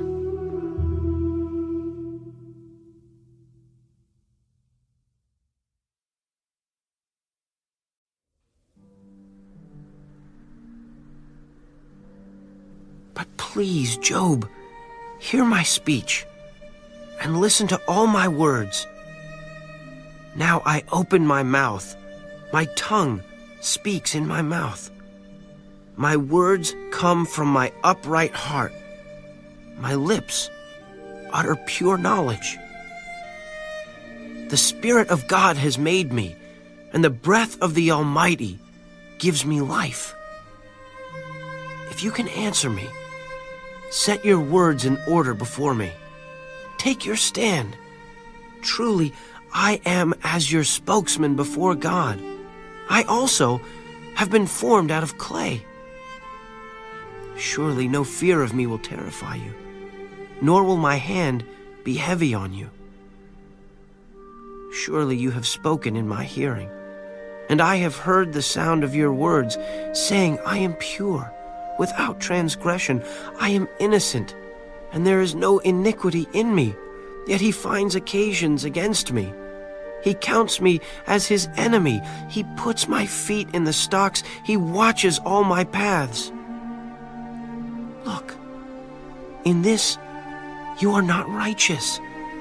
I will answer you, for God is greater than man. Why do you contend with him? For he does not give an accounting of any of his words. For God may speak in one way or in another, yet man does not perceive it. In a dream, in a vision of the night, when deep sleep falls upon men while slumbering on their beds, then he opens the ears of men and seals their instruction. In order to turn man from his deed and conceal pride from man, he keeps back his soul from the pit and his life from perishing by the sword. Man is also chastened with pain on his bed and with strong pain in many of his bones, so that his life abhors bread and his soul succulent food. His flesh wastes away from sight, and his bones stick out, which once were not seen. Yes, his soul draws near the pit, and his life to the executioners. If there is a messenger for him, a mediator, one among 1,000 to show man his uprightness, then he is gracious to him and says, deliver him from going down to the pit. I have found a ransom. His flesh shall be young like a child's. He shall return to the days of his youth. He shall pray to God, and he will delight in him. He shall see his face with joy, for he restores to man his righteousness. Then he looks at men and says, I have sinned and perverted what was right, and it did not profit me. He will redeem his soul from going down to the pit, and his life shall see the light. Behold, God works all these things, twice, in fact 3 times with a man, to bring back his soul from the pit, that he may be enlightened with the light of life. Give ear, Job. Listen to me. Hold your peace, and I will speak. If you have anything to say, answer me.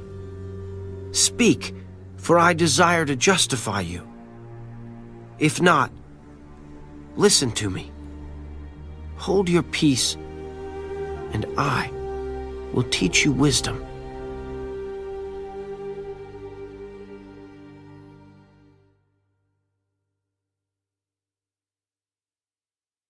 Elihu further answered, Hear my words, you wise men. Give ear to me, you who have knowledge.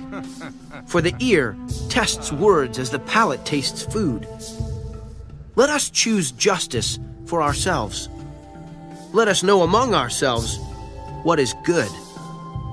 For Job has said, I am righteous, but God has taken away my justice. Should I lie concerning my right? My wound is incurable, though I am without transgression. What man is like Job, who drinks scorn like water, who goes in company with the workers of iniquity and walks with wicked men. For he has said, it profits a man nothing that he should delight in God. Therefore listen to me, you men of understanding. Far be it from God to do wickedness, and from the Almighty to commit iniquity. For he repays man according to his work, and makes man to find a reward according to his way. Surely, God will never do wickedly, nor will the Almighty pervert justice. Who gave him charge over the earth, or who appointed him over the whole world?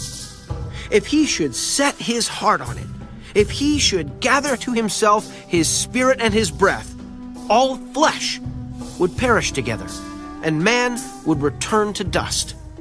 If you have understanding, hear this. Listen to the sound of my words. Should one who hates justice govern?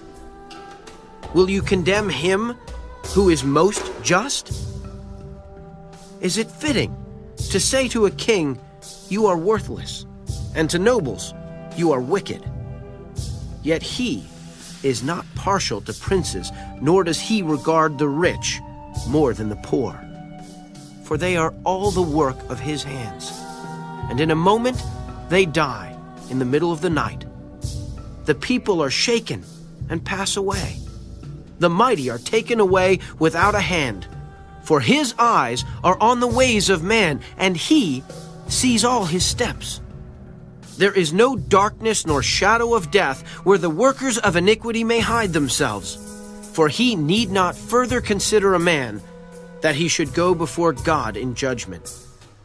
He breaks in pieces mighty men without inquiry, and sets others in their place. Therefore, he knows their works. He overthrows them in the night, and they are crushed. He strikes them as wicked men in the open sight of others, because they turned back from him, and would not consider any of his ways, so that they caused the cry of the poor to come to him, for he hears the cry of the afflicted. When he gives quietness, who then can make trouble? And when he hides his face, who then can see him? Whether it is against a nation or a man alone. That the hypocrite should not reign, lest the people be ensnared. For has anyone said to God, I have borne chastening, I will offend no more. Teach me what I do not see. If I have done iniquity, I will do no more. Should he repay it according to your terms just because you disavow it? You must choose and not I. Therefore speak what you know. Men of understanding say to me, wise men who listen to me. Job speaks without knowledge, his words are without wisdom. Oh, that Job were tried to the utmost, because his answers are like those of wicked men. For he adds rebellion to his sin. He claps his hands among us and multiplies his words against God.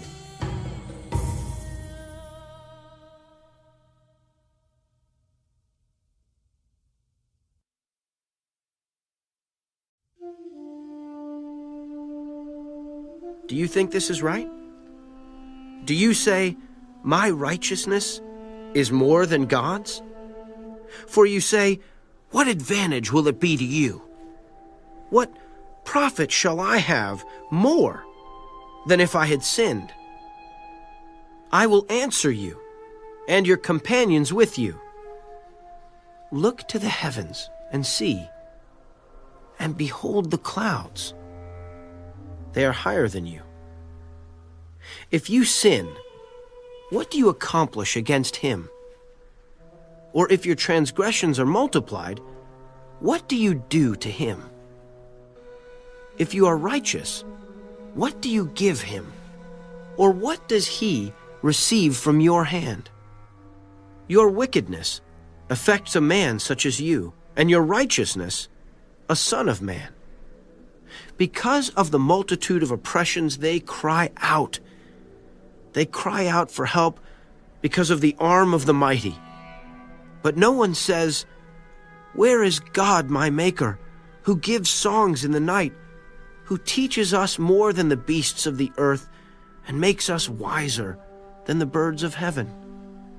There they cry out, but he does not answer, because of the pride of evil men. Surely God will not listen to empty talk, nor will the Almighty regard it. Although you say you do not see him, yet justice is before him, and you must wait for him. And now, because he has not punished in his anger, nor taken much notice of folly, therefore Job opens his mouth in vain. He multiplies words without knowledge.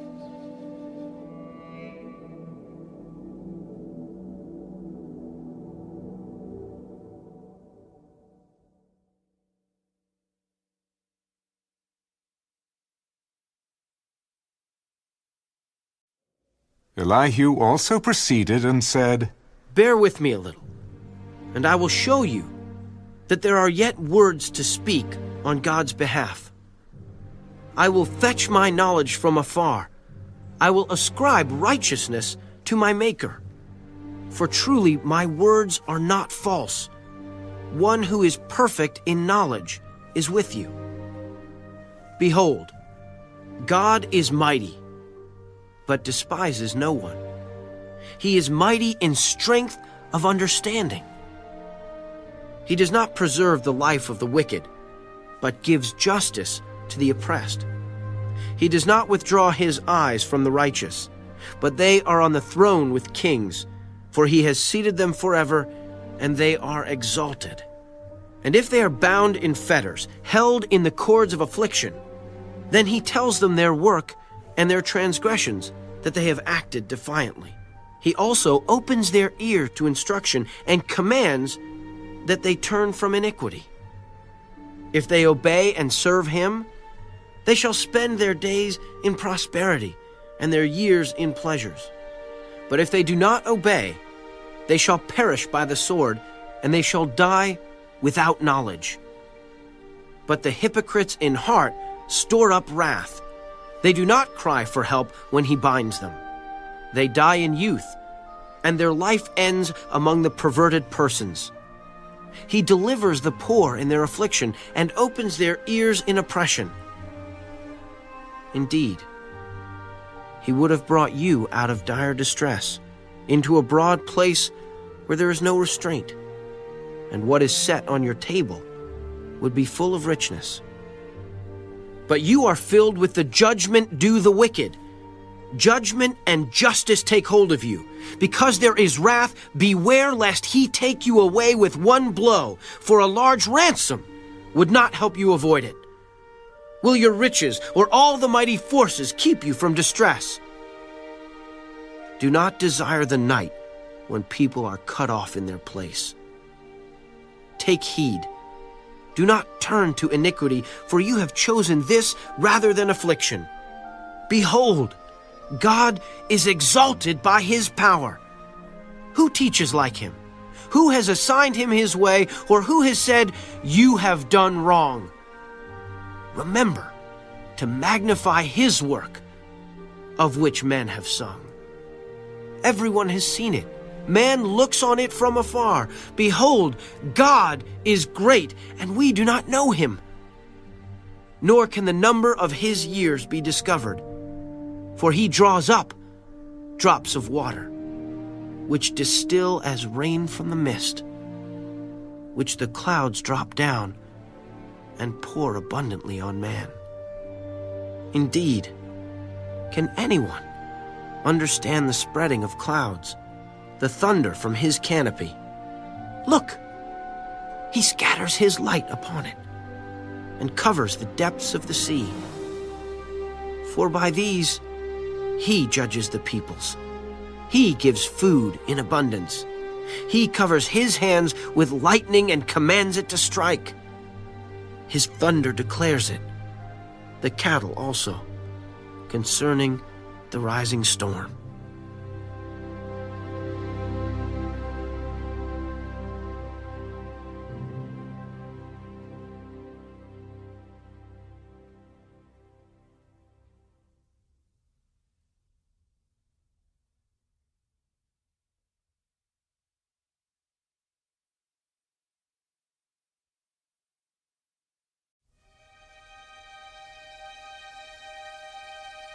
At this also my heart trembles and leaps from its place. Hear attentively the thunder of his voice and the rumbling that comes from his mouth. He sends it forth under the whole heaven, his lightning to the ends of the earth. After it, a voice roars. He thunders with his majestic voice, and he does not restrain them when his voice is heard. God thunders marvelously with his voice. He does great things which we cannot comprehend. For he says to the snow, "Fall on the earth." Likewise, to the gentle rain and the heavy rain of his strength, he seals the hand of every man, that all men may know his work. The beasts go into dens and remain in their lairs. From the chamber of the south comes the whirlwind, and cold from the scattering winds of the north. By the breath of God, ice is given, and the broad waters are frozen. Also with moisture, he saturates the thick clouds. He scatters his bright clouds, and they swirl about, being turned by his guidance, that they may do whatever he commands them on the face of the whole earth. He causes it to come, whether for correction, or for his land, or for mercy. Listen to this, O Job. Stand still and consider the wondrous works of God. Do you know when God dispatches them and causes the light of his cloud to shine? Do you know how the clouds are balanced? Those wondrous works of him who is perfect in knowledge. Why are your garments hot when he quiets the earth by the south wind? With him have you spread out the skies, strong as a cast metal mirror? Teach us what we should say to him, for we can prepare nothing because of the darkness. Should he be told that I wish to speak? If a man were to speak, surely he would be swallowed up. Even now, men cannot look at the light when it is bright in the skies, when the wind has passed and cleared them.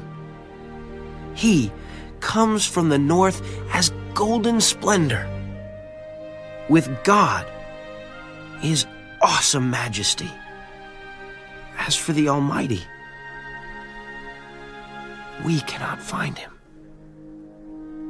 He is excellent in power, in judgment, and abundant justice. He does not oppress.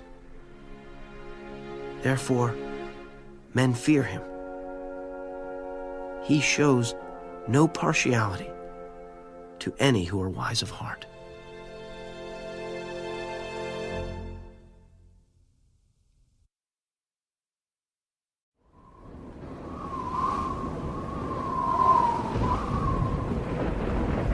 Then the Lord answered Job out of the whirlwind. Who is this who darkens counsel by words without knowledge? Now prepare yourself like a man. I will question you, and you shall answer me. Where were you when I laid the foundations of the earth? Tell me, if you have understanding, who determined its measurements? Surely you know. Or who stretched the line upon it? To what were its foundations fastened? Or who laid its cornerstone when the morning stars sang together and all the sons of God shouted for joy? Or who shut in the sea with doors when it burst forth and issued from the womb?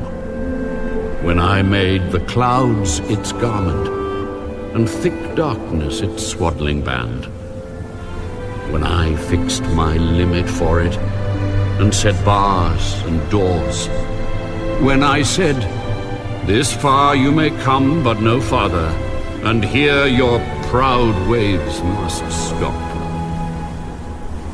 Have you commanded the morning since your days began, and caused the dawn to know its place, that it might take hold of the ends of the earth, and the wicked be shaken out of it? It takes on form like clay under a seal, and stands out like a garment. From the wicked their light is withheld, and the upraised arm is broken. Have you entered the springs of the sea, or have you walked in search of the depths? Have the gates of death been revealed to you, or have you seen the doors of the shadow of death? Have you comprehended the breadth of the earth? Tell me, if you know all this. Where is the way to the dwelling of light? And darkness, where is its place? That you may take it to its territory, that you may know the paths to its home. Do you know it because you were born then? Or because the number of your days is great? Have you entered the treasury of snow? Or have you seen the treasury of hail, which I have reserved for the time of trouble, for the day of battle and war? By what way is light diffused, or the east wind scattered over the earth?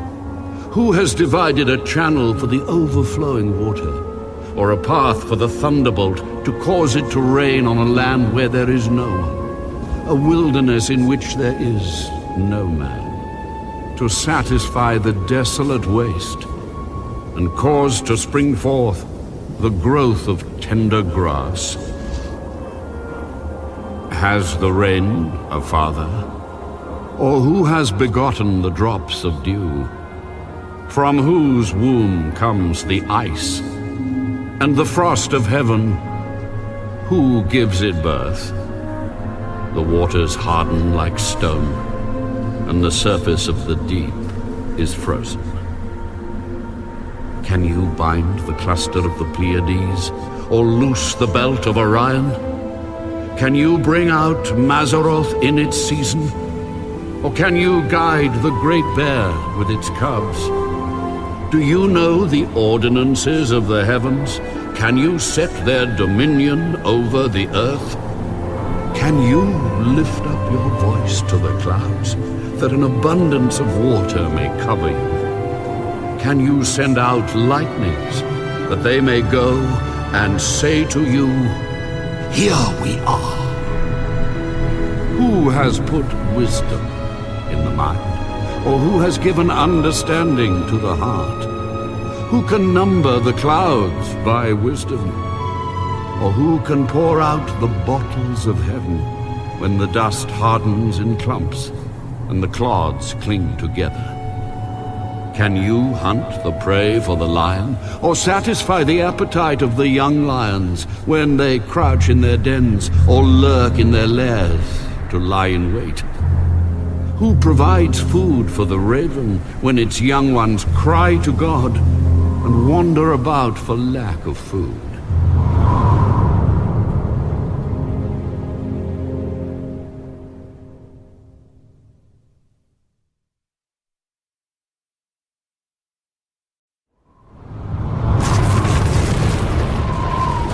Do you know the time when the wild mountain goats bear young?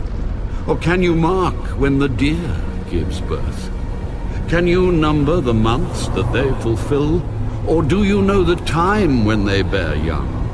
They bow down, they bring forth their young, they deliver their offspring. Their young ones are healthy, they grow strong with grain, they depart and do not return to them. Who set the wild donkey free? Who loosed the bonds of the onager, whose home I have made the wilderness, and the barren land his dwelling? He scorns the tumult of the city. He does not heed the shouts of the driver.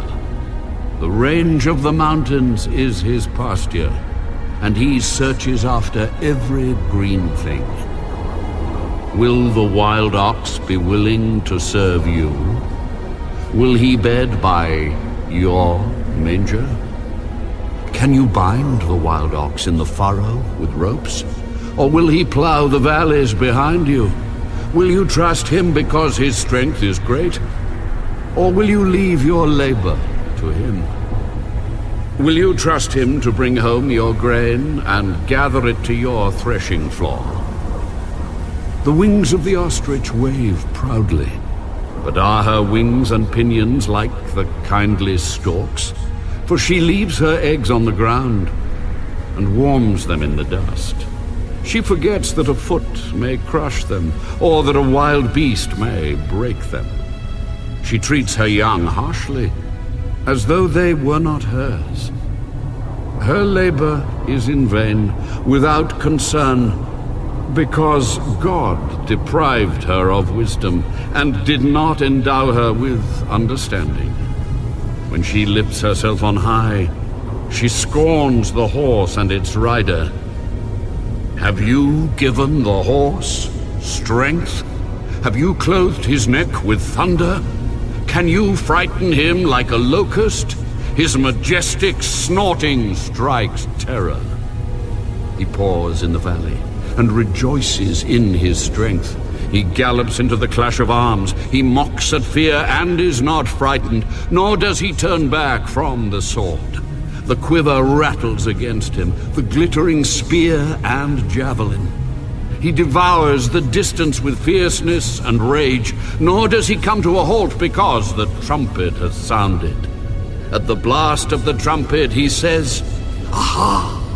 He smells the battle from afar, the thunder of captains and shouting. Does the hawk fly by your wisdom and spread its wings toward the south? Does the eagle mount up at your command and make its nest on high? On the rock it dwells and resides, on the crag of the rock and the stronghold. From there it spies out the prey. Its eyes observe from afar. Its young ones suck up blood, and where the slain are, there it is.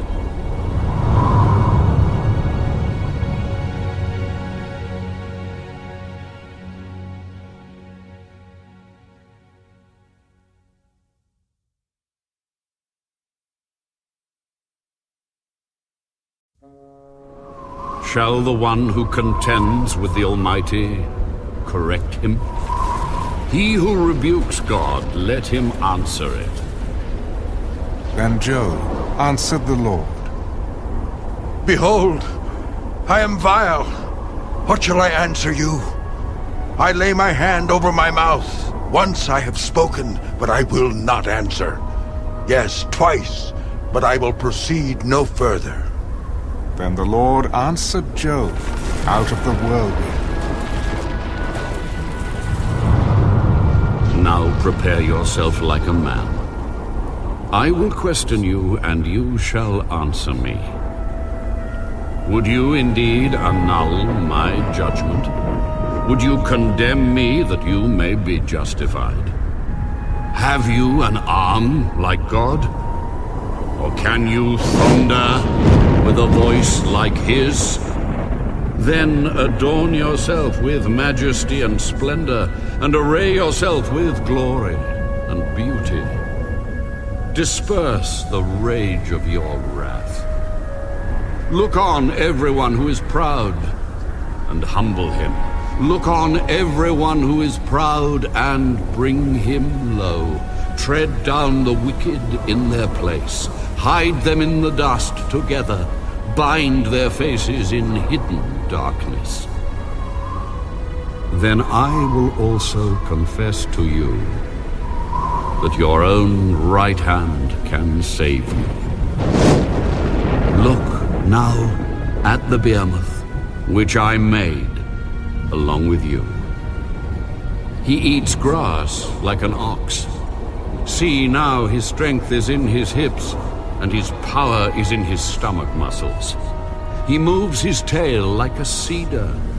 The sinews of his thighs are tightly knit. His bones are like beams of bronze, his ribs like bars of iron. He is the first of the ways of God. Only he who made him can bring near his sword. Surely the mountains yield food for him, and all the beasts of the field play there. He lies under the lotus trees in a covert of reeds and marsh. The lotus trees cover him with their shade. The willows by the brook surround him. Indeed, the river may rage, yet he is not disturbed. He is confident, though the Jordan gushes into his mouth, though he takes it in his eyes, or one pierces his nose with a snare.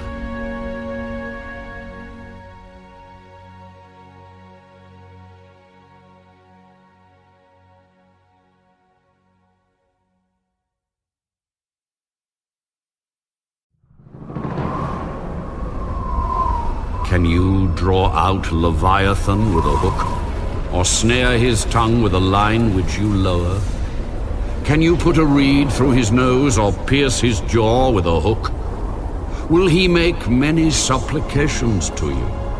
Will he speak softly to you? Will he make a covenant with you? Will you take him as a servant forever? Will you play with him as with a bird?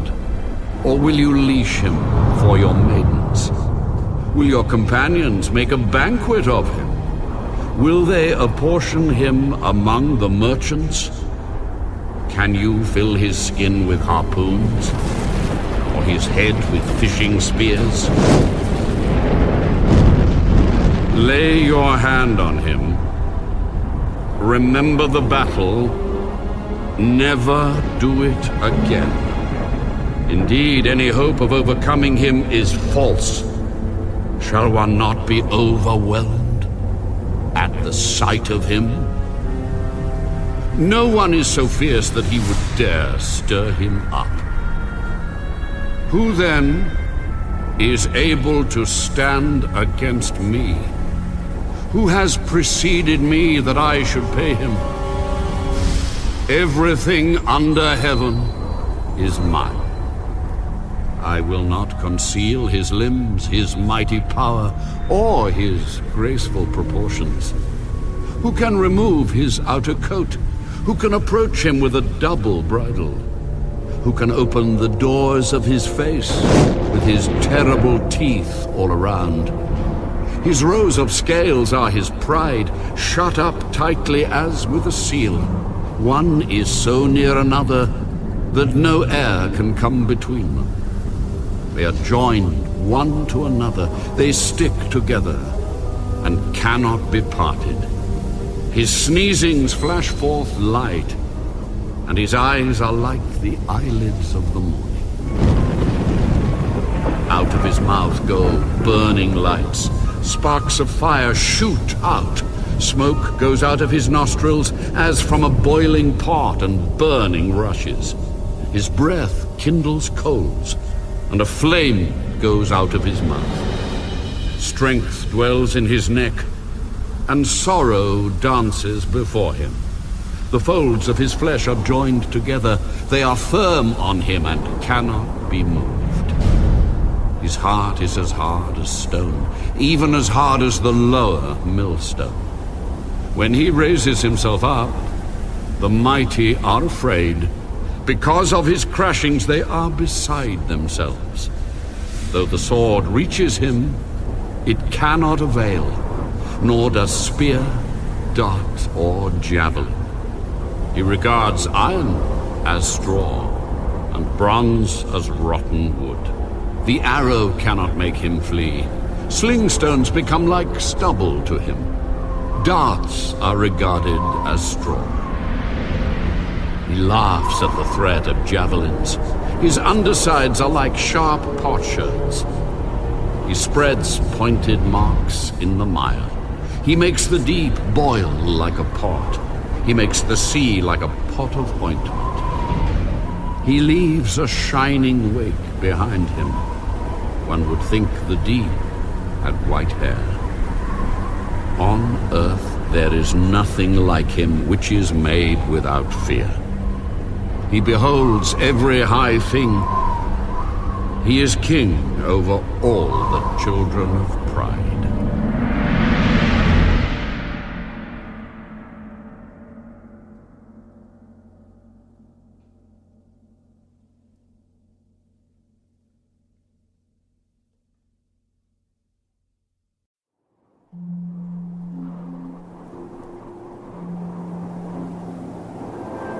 I know that you can do everything, and that no purpose of yours can be withheld from you. You asked, who is this who hides counsel without knowledge? Therefore I have uttered what I did not understand, things too wonderful for me, which I did not know. Listen, please, and let me speak. You said, I will question you, and you shall answer me. I have heard of you by the hearing of the ear, but now my eye sees you. Therefore I abhor myself, and repent in dust and ashes. And so it was, after the Lord had spoken these words to Job, that the Lord said to Eliphaz the Temanite, My wrath is aroused against you and your two friends, for you have not spoken of me what is right, as my servant Job has. Now therefore, take for yourselves 7 bulls and 7 rams. Go to my servant Job, and offer up for yourselves a burnt offering. And my servant Job shall pray for you. For I will accept him, lest I deal with you according to your folly, because you have not spoken of me what is right, as my servant Job has. So Eliphaz the Temanite, and Bildad the Shuhite, and Zophar the Naamathite went, and did as the Lord commanded them, for the Lord had accepted Job. And the Lord restored Job's losses when he prayed for his friends. Indeed, the Lord gave Job twice as much as he had before. Then all his brothers, all his sisters, and all those who had been his acquaintances before came to him and ate food with him in his house. And they consoled him and comforted him for all the adversity that the Lord had brought upon him. Each one gave him a piece of silver, and each a ring of gold. Now the Lord blessed the latter days of Job more than his beginning. For he had 14,000 sheep, 6,000 camels, 1,000 yoke of oxen, and 1,000 female donkeys. He also had 7 sons and 3 daughters. And he called the name of the first Jemimah, the name of the second Keziah, and the name of the third Keren-happuch. In all the land were found no women so beautiful as the daughters of Job, and their father gave them an inheritance among their brothers. After this, Job lived 140 years, and saw his children and grandchildren for 4 generations.